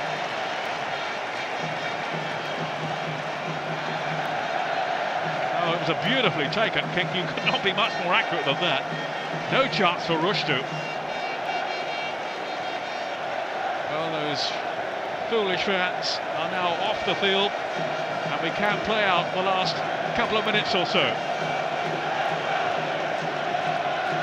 Neville and Beckham celebrating the goal. A few angry words being exchanged there with Umit Dembala. Beckham having his say. Most importantly, most significantly, he's had his say with his right foot. Here is Umit Dembala.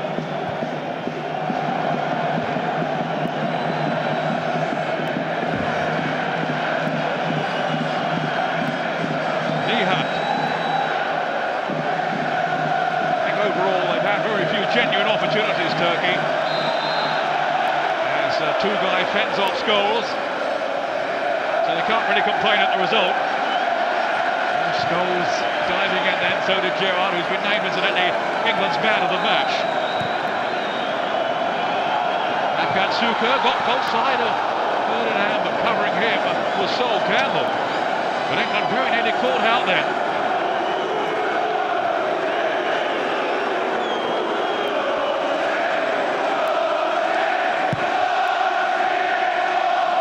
Tugay couldn't fire it through, and England now have a numerical advantage but far more importantly, they have the 3 points. It's a magnificent boost to their European and Championship qualifying campaign. 3 points for Sven-Goran Eriksson's team. Vassell with the first goal and Beckham with the second, with the penalty spot laid on. And again, tempers fray. Exchange is getting rather overheated as the Turks let out their frustration, beaten for the first time in this group. And of course their record of never having beaten England continues. Beckham, who was such an inspiration throughout. Well, the right to claim the one automatic qualifying place is in their own hands. A very tough assignment away to Turkey still to come, you can be sure of that, as the coach does his best to calm his players down. But England, for the moment, can revel in the win they so anxiously needed to lift their campaign. While Turkey reflect on yet another setback against the nation against whom they always seem to fail. It's a night to savour for England. Glory in the Stadium of Light, with victory over Turkey in Group 7 by 2 goals to 0.